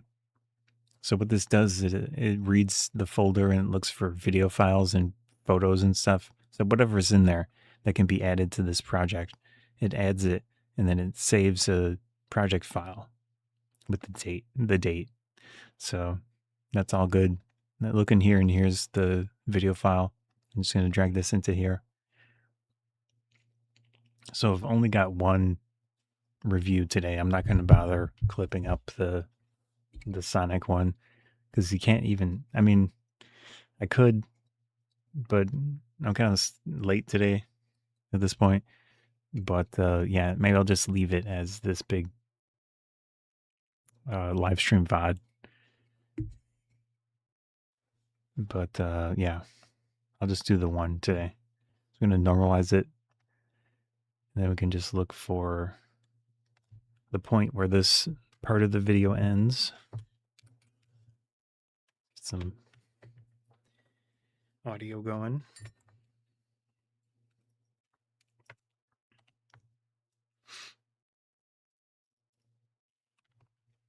If it will cooperate.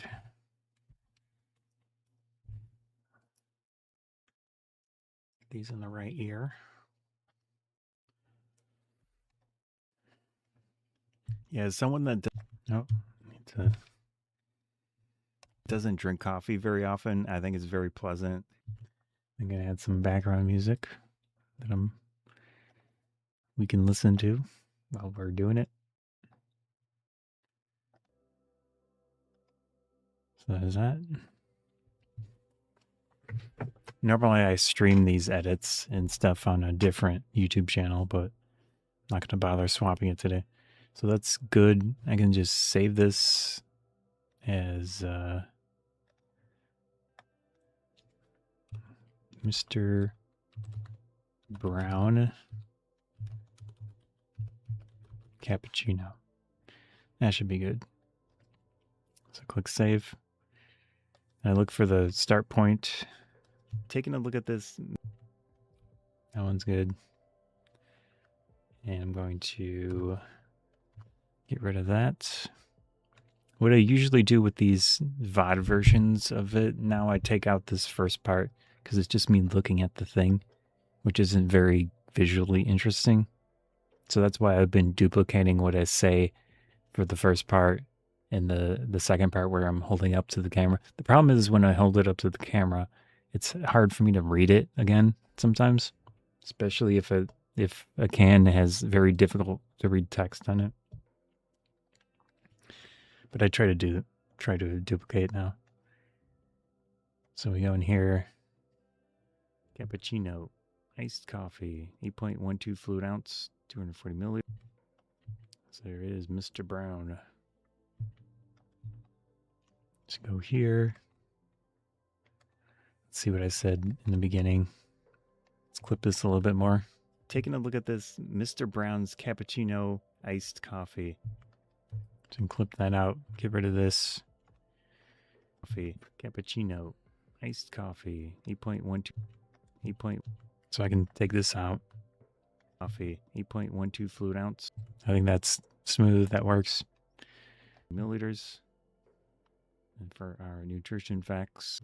So that's pretty much good there.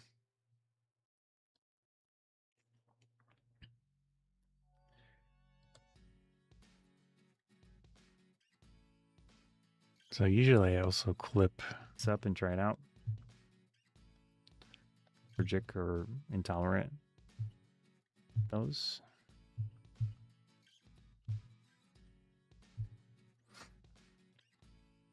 So I usually remove this part. And then I like having the pour in there. This is a tiny little can. It should work with this cup. Oh. Yep, I don't know where that splash went. Still don't see it.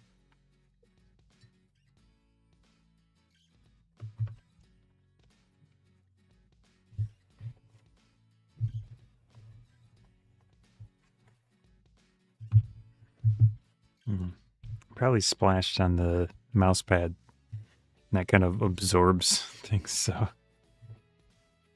I'm gonna have to buy another mouse pad at some point because I had two of them, but one of them got semi-melted by some alcohol. Not drinking alcohol, but like rubbing alcohol for I think I was cleaning something or something. And then I kind of relegated it to putting under some weights as a buffer pad. Got some splash, but this one definitely needs cleaned and stuff at this point. I'm still using. I don't know where that went. So generally I don't bother trying to edit these too much. It's fine. But in this case, let's that intense with the.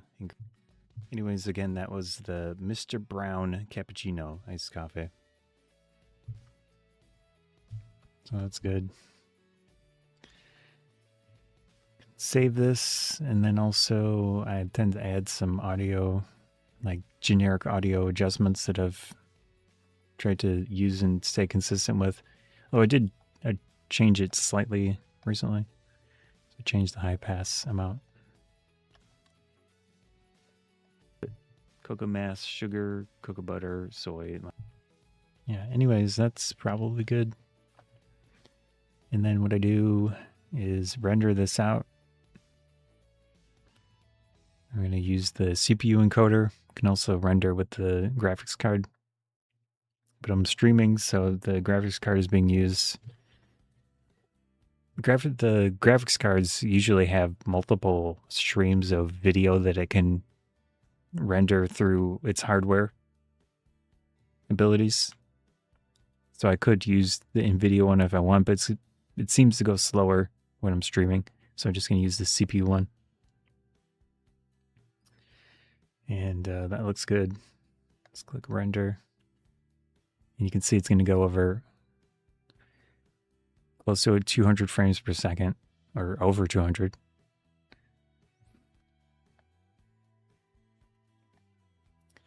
And then I upload this to Amazon and my YouTube channel for this stuff. I generally don't show anything from Amazon side because I don't know what their terms are relating to showing that type of stuff. So I'll do that off camera.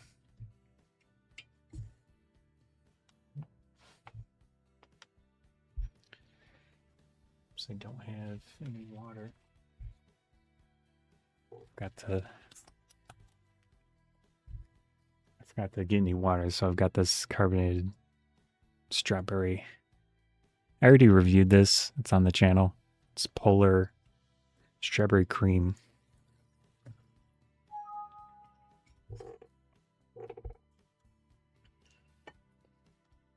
So that is done rendering. Very quick.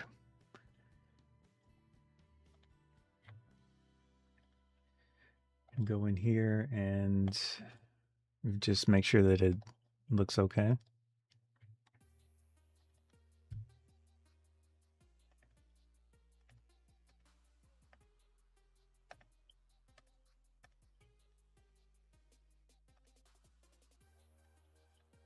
Yeah, I think that seems fine. I'm going to upload that to Amazon.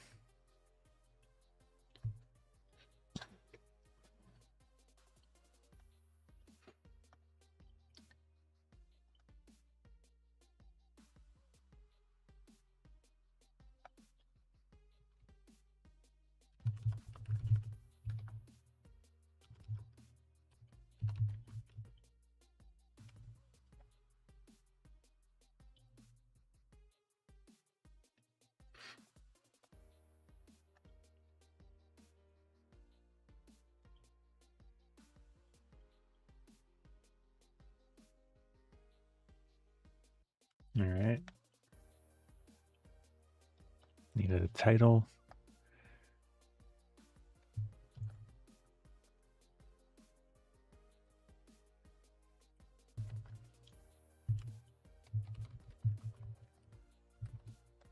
And you also have to add the thumbnail image, which I already have ready and available. So one other thing that I do, this is related to the tools that I'm developing. I take the rendered out video. I'm going to put it in here. So there's that. Also, I'm going to copy over the thumbnails while I'm here. Well, there's only one today, obviously. Let's just put that in there. But yeah, I put the rendered file, and then I can go into this. I click this, and this program that I'm making is able to transcribe locally the video file. So I'm going to click that, and it's going to go through the process of transcribing what's said in the video. It's not perfect, and I tend to use the lesser, faster model. So there's different ones. But yeah, that's going to transcribe the video.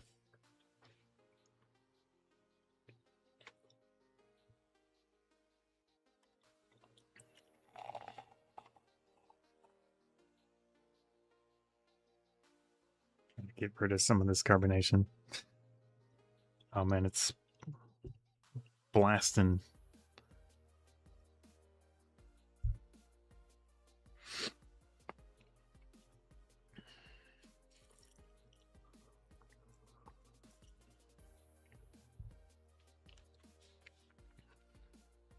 Anyways,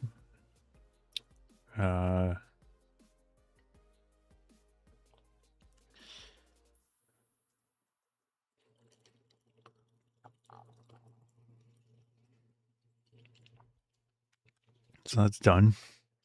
Then we go into the metadata thing.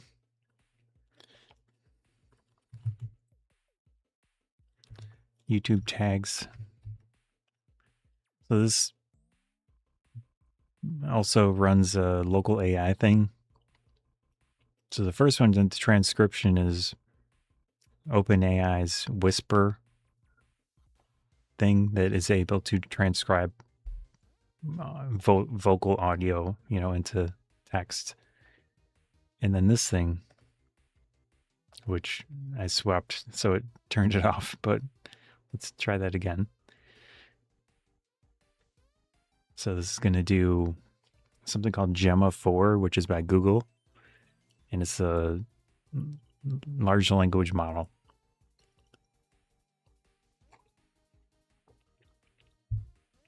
So here you can see it defaults to making a title, a description. I don't use this generally. And then tags. So this is what I use right now.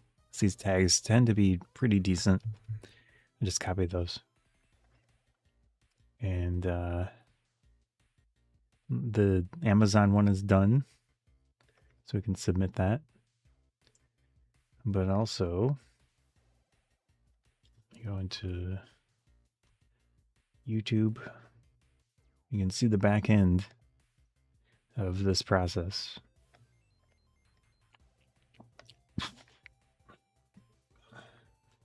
So here's my YouTube channel. There's nothing that, is concerning to show live. So we can go into upload. And then add the Mr. Brown coffee. Go into down here. Click no for that. And then paste in these tags. So coffee review, Mr. Brown's, iced coffee, cappuccino, canned coffee, taste test. So these are pretty decent, right? Caffeine fix. Sure, I'll leave it. Best iced coffee. I mean, that's debatable, but it tasted pretty good. So it's not a food review.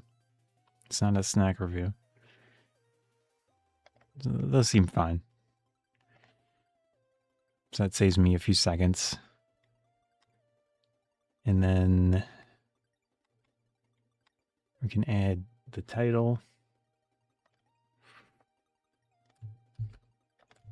Paste that in there. Drink review. And then we can add the Amazon affiliate link thing.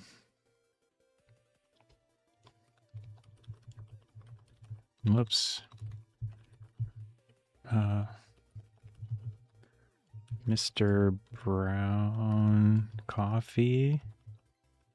How do you spell coffee? There we go. I'll do cappuccino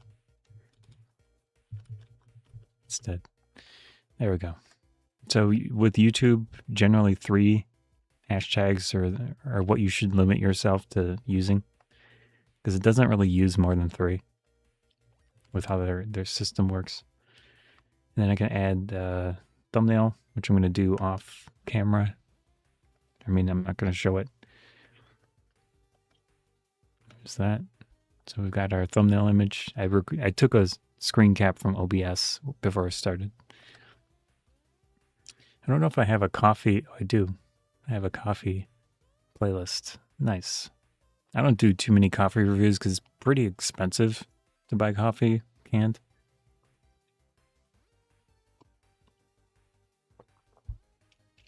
So I would do more coffee reviews, but I don't want to spend $3 or whatever right now. I don't make anything off of this at the moment, really. I mean, I have the affiliate links, but who knows if anyone clicks them. Who knows? And this channel doesn't have a lot of viewership, so. But it's fun, and there's like at least potential. So that's kind of why I keep doing it.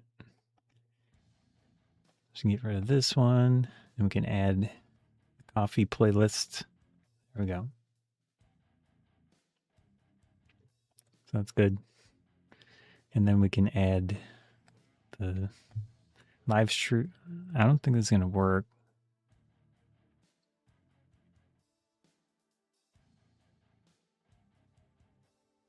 Yeah, actually, yeah. So I'm able to add a live stream that I'm still streaming. It's kind of breaking the fourth wall type of thing.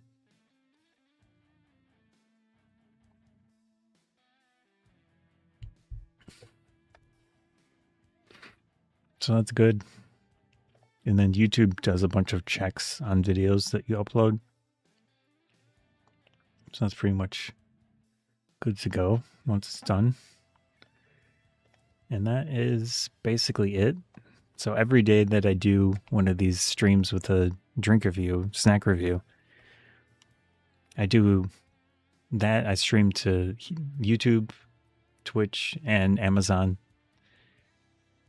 And then I do a local recording with OBS. I go through that and I clip them and post them to each platform. That makes sense. That's pretty much it. But right now I ran out of drinks, so if I get more of them, we'll do more reviews, but depends on when and where. And the cost does add up. It gets kind of expensive for not really making anything off of it. So, you know, like I said, maybe I get some affiliate clicks. It's hard to say at the moment. But let me finish this video here. Go into here, click this, copy this. Taking a look at this, paste this. I can show some stats for this channel while we're here.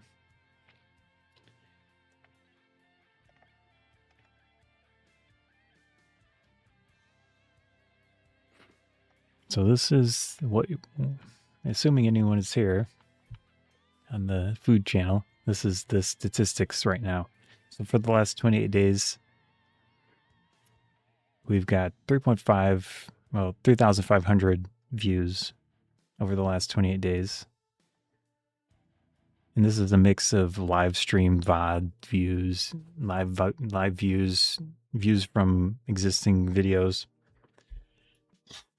It seems that you all like food and snack reviews more than you like drink reviews, but I personally enjoy doing the drink reviews more. So it's kind of a not great situation for me.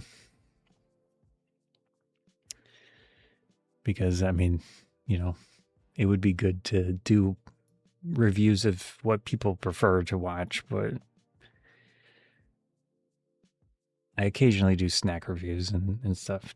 So clearly people liked those more. So a drink review, number 7, way down in the list. But if we switch this to like 90 days,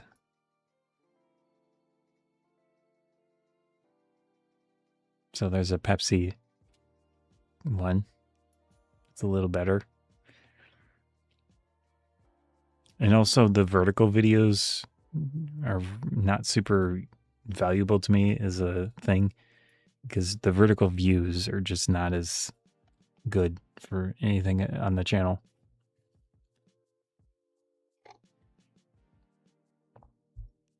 But clearly, like I said, people prefer the snack reviews. I see it. Yeah. When I have situations that it makes sense for me to do some sort of snack review, then I do it. But yeah, it depends. So that's what that looks like.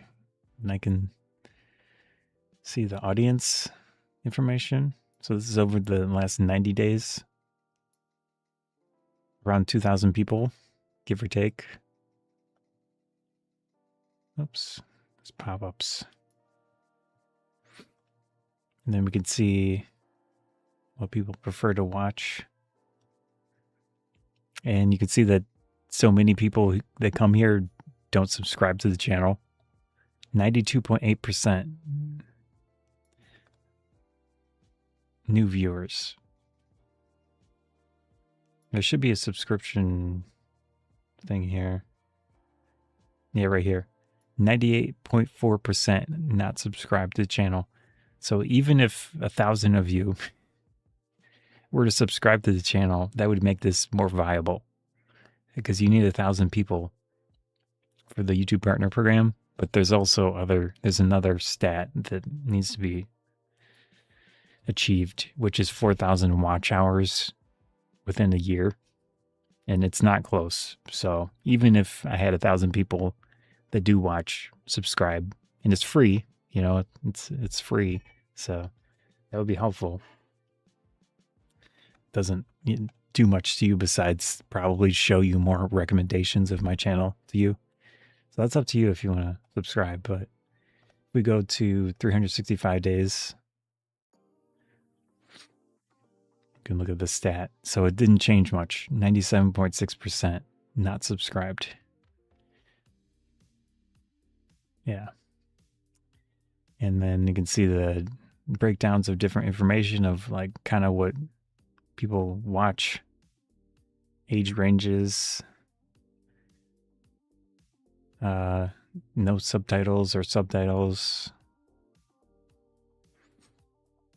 So the reason Japanese is down here is because I did some long time ago. I have a fair number of snack reviews in Japanese language.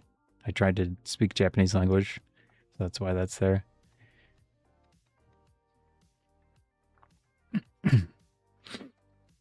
And we can look at the stat here of watch hours. Okay, maybe it's an overview.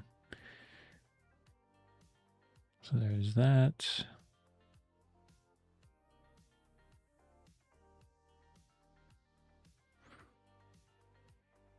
Here you can see the breakdown of how many people click. So I have a pretty low click-through rate.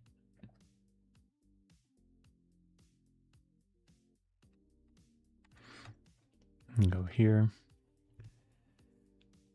So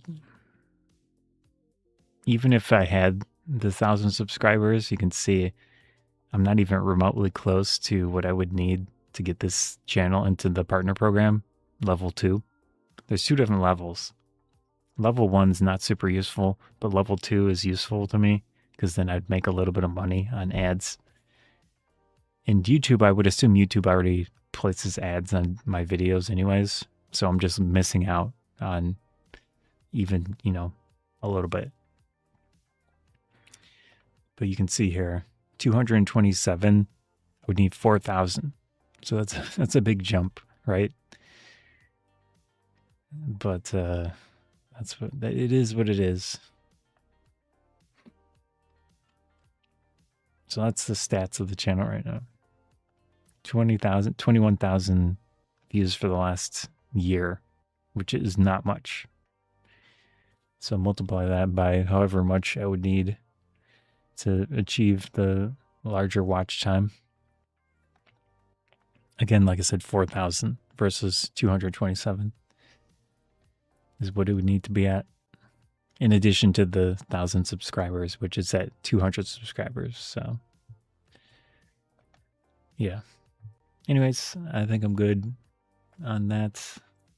Hopefully you, if you see this stream after the fact, you enjoy it, or while you were here, you enjoyed taking a look. But I'm going to sign out. See ya, peace in the YouTube stream.